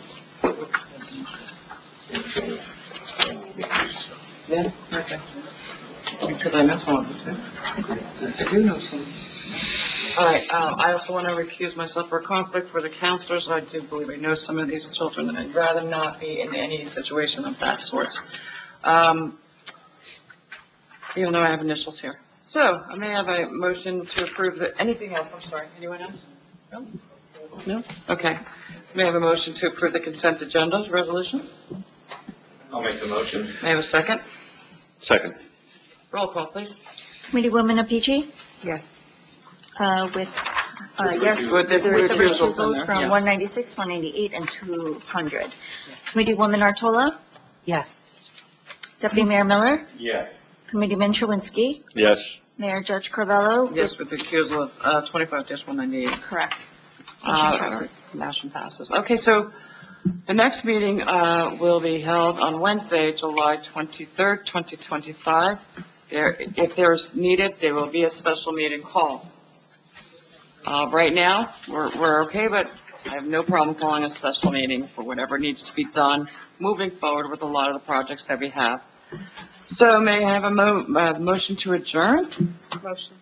May I have a second? Second. Roll call? Committeewoman Apici? Yes. Committeewoman Artola? Yes. Deputy Mayor Miller? Yes. Committeeman Truinsky? Yes. Mayor Judge Carvello? Yes. Motion passes. Meeting adjourned. Time is 9:11. All right, thank you.